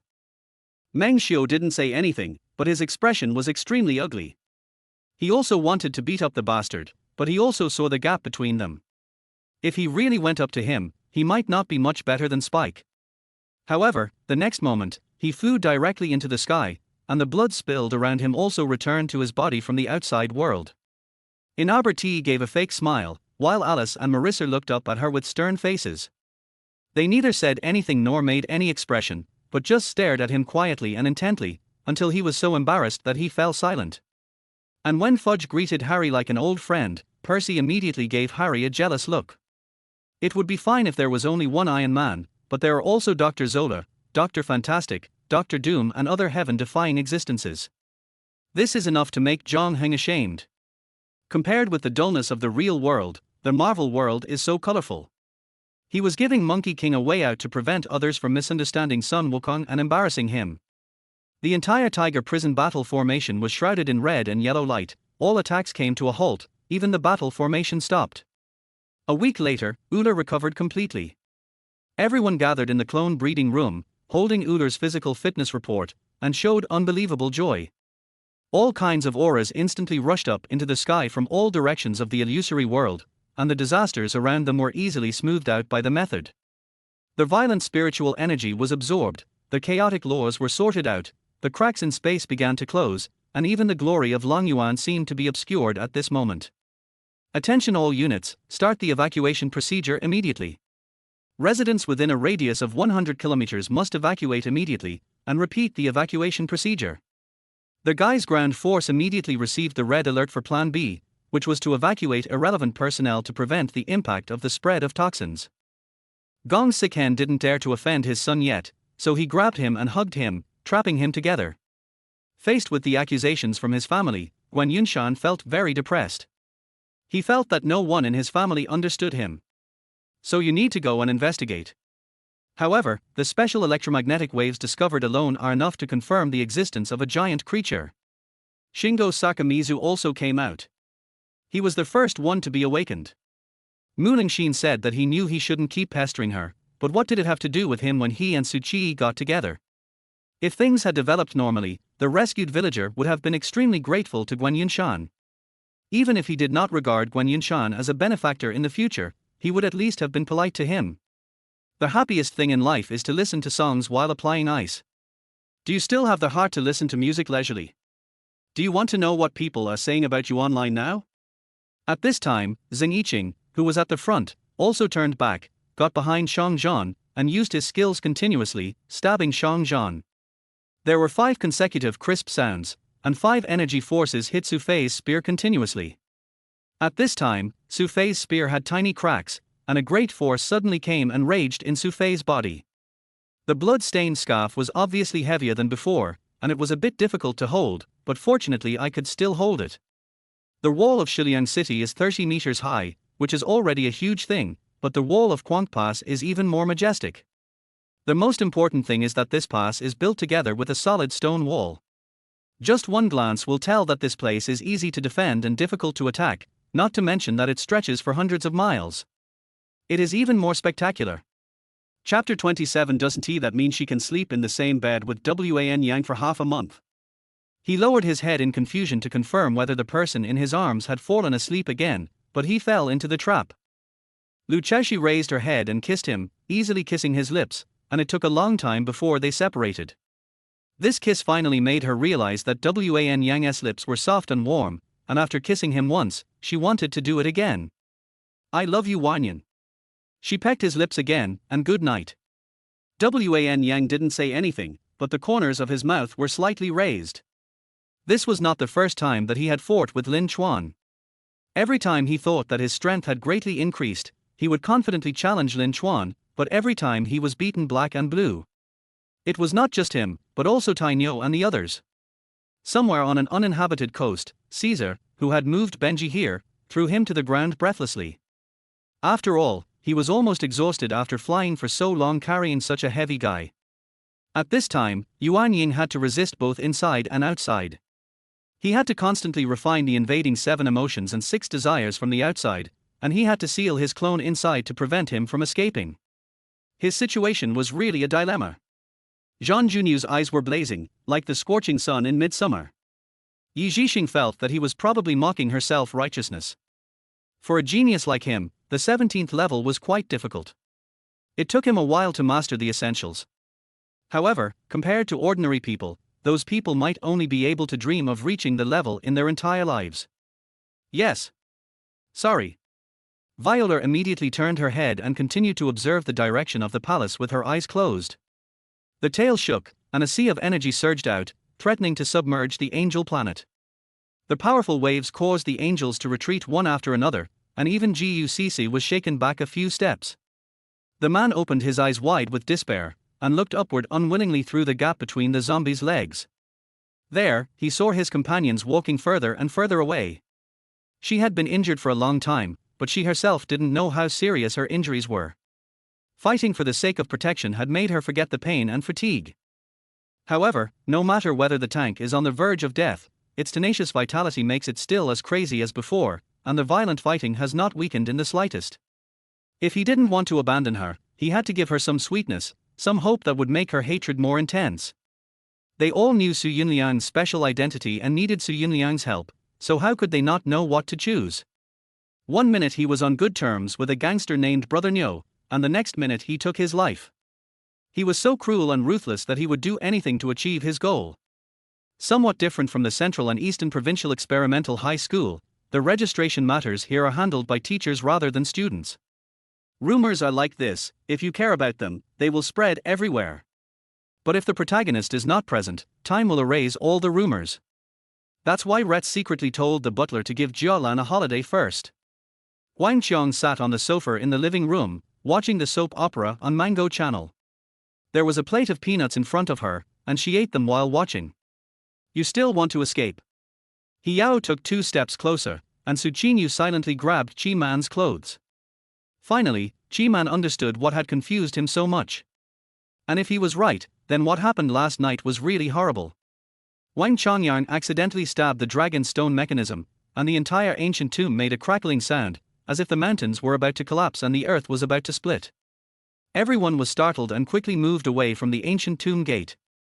Slender legs, fair skin, black twin ponytails, elf-like looks, this swimsuit suits her inexplicably. Burp. Does this mean I won? Chi Qinshu asked stupidly with a blush on his face. The old man was delighted at what he heard. He hurriedly rang the bell, and suddenly all the corpses were lined up in a row. Wait a minute, Lian Yuncheng shouted, persuading Xiao Ku to spare his life because he was young. Xiao Ku also slowly woke up from the bloody killing and let the man go.